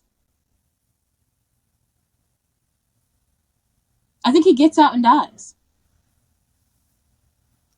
I'll have to go revisit that. But anyway, so all this is going on. Somehow his wife gets privy to what's going on because he finally dies. They basically kill him. But they have to split up because they're trying to get cell service and it's not working, so they have to go back and get another cell phone. And the wife tries to pull a fucking Get Out and be like, "Oh my god, you finally killed him!" And they don't fall for it. They fucking Lord, they're smart. Yeah.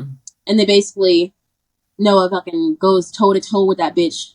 She ain't got no ass. Noah kicked her ass for not having no agility or ass. Like, Noah, those boxing classes they were taking came in handy. She was throwing them in hand. For real. And so they finally kill her, and they kill the henchman and all that shit, and Molly finds her.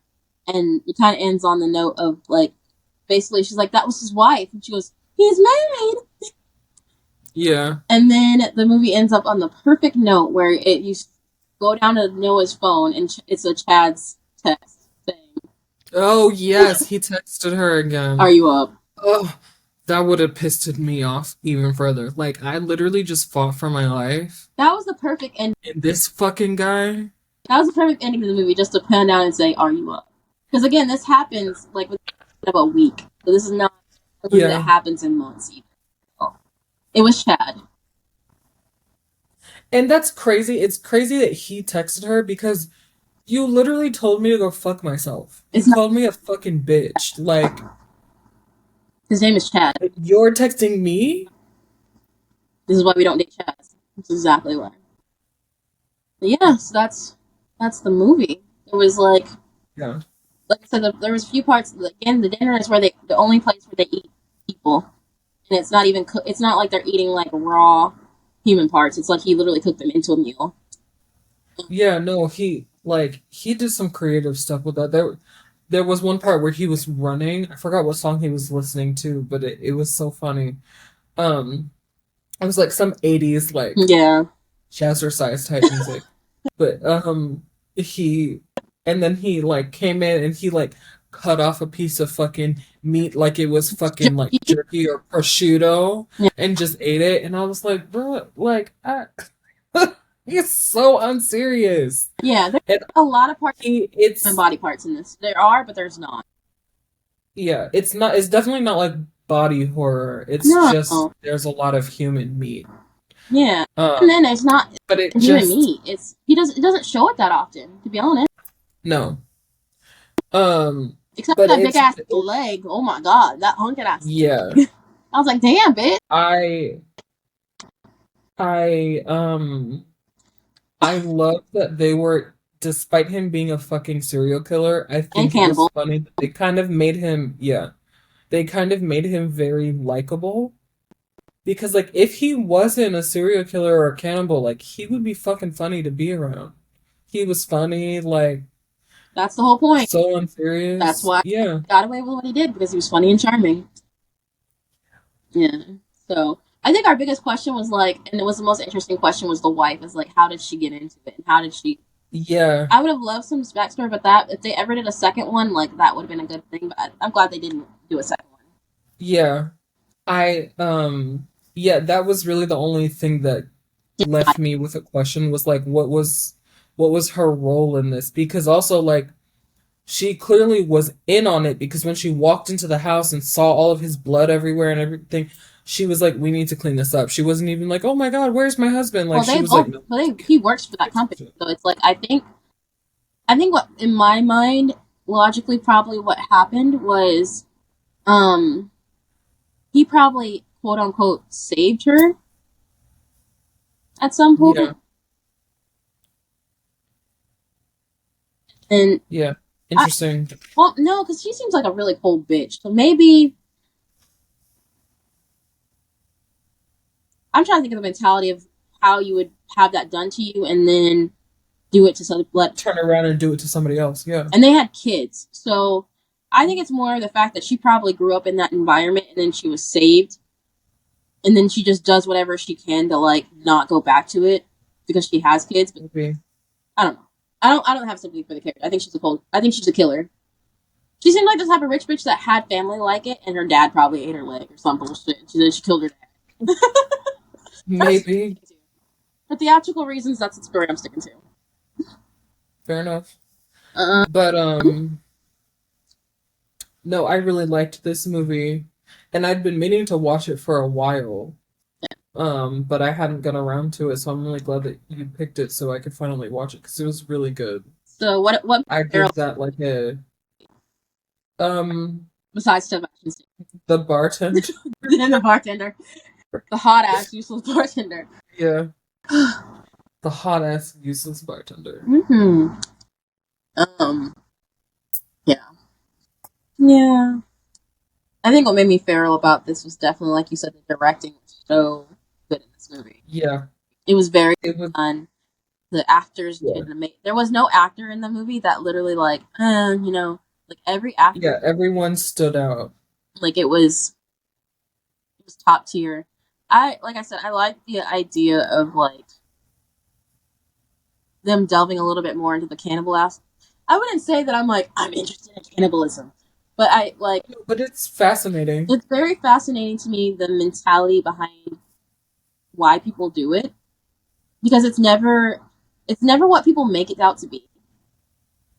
They're always like, well, they're eating people. I'm like, for some reason, whenever they like, even in like historic times, like historic cannibalism and stuff like that, and tribal and all that kind of stuff, it's never linked to like I want to eat people because they taste amazing. Yeah, It's usually it's well, I mean, they're like it's something you've never tasted before. It's undescribable, blah blah blah. But it's usually like there's always a deeper meaning of why they continue to do it. yeah. Not that I want to do it or I want somebody else to Right. do I it, don't think that I but could. I think it's because it's like, maybe it's because of the fact that like psychologically, like this sounds bad, but in your mind you can imagine the feelings and idea and the things of murdering somebody. Like you can understand the feelings and emotions and like logical things that goes behind.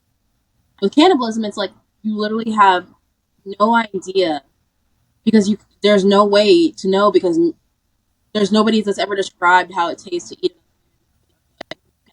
Know what it's like to taste another human being, or there's no real documentation, or real human understanding, emotionally or aesthetically understanding why another person. You know what I mean? All the other we kind of nailed down to why it happens. I don't know why I'm justifying this, but I think that's where the curiosity comes from in general. And because cannibalism is like such a niche murder, you don't hear too many things about cannibalism. People cannibalize people every day. So, yeah. Yeah. You know, now that I'm thinking about it, I mean, obviously we can't go back and redo it, but we really should have watched this movie with Butcher and Blackbird. I wanted and then to watch Hard Eyes with Leather and Lark. I really wanted to, but I didn't. It was already too late. It was already too late. I mean, it's fine. It's good enough. But I'm thinking about the parallels now that Yeah. Well, also when I wanted to do fresh, I wanted to try to find another book to go with that because I wanted to explore more of the topic of cannibalism in other movies and books and stuff like that, but I just couldn't find any. But I couldn't hold this movie off anymore. I was like, she needs to watch it this time. I'm glad. Yeah. So what do you rate this movie? Honestly, like 8.5. Yeah, I agree. Yeah. I'd say about 8. Especially for the time. Yeah, for sure. Yeah. Alrighty. Well, that catches our catch up for what we didn't do in May. Yeah. So May is done. 10 days into July. 11 days into July. Or June, I'm sorry. I'm already June. Yeah. So we're gonna try to catch up.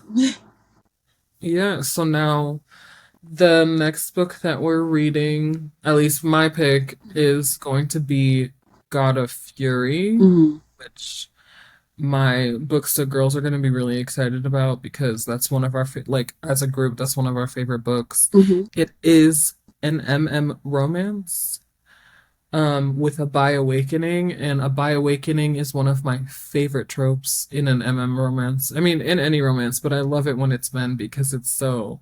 Yeah. It's hot. I don't know. I don't know. Right.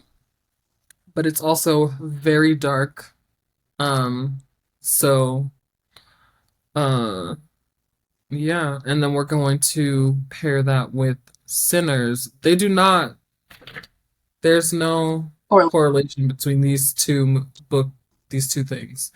But what we're doing is, at least for my week, what we're doing is doing a really gay book. No, we're doing it for mine too. And then a really black movie. Yeah, we're doing it for my book too. I just haven't come up with a book yet. Okay. But we're going to do Sinners, which we all watched together. She's seen it so many times already. I've seen it 4.5 times now because I went to a birthday party over the weekend and we started watching it, but I got too tired, so I didn't finish it. Watch it. But yeah, I'll watch it again before we record. Yeah. And for sure, we're going to watch Get Out for mine. Yeah. So. Hell yeah. We're going to announce the book because I'm probably going to read your book this week and I'll have my, I don't know. Okay. So. All right. Well, thank you guys for coming on this journey with us once again. We will see you in about a week, give or take, for the next episode. Yep. All right.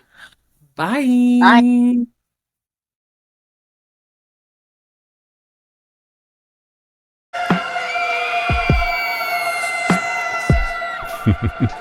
What a good girl.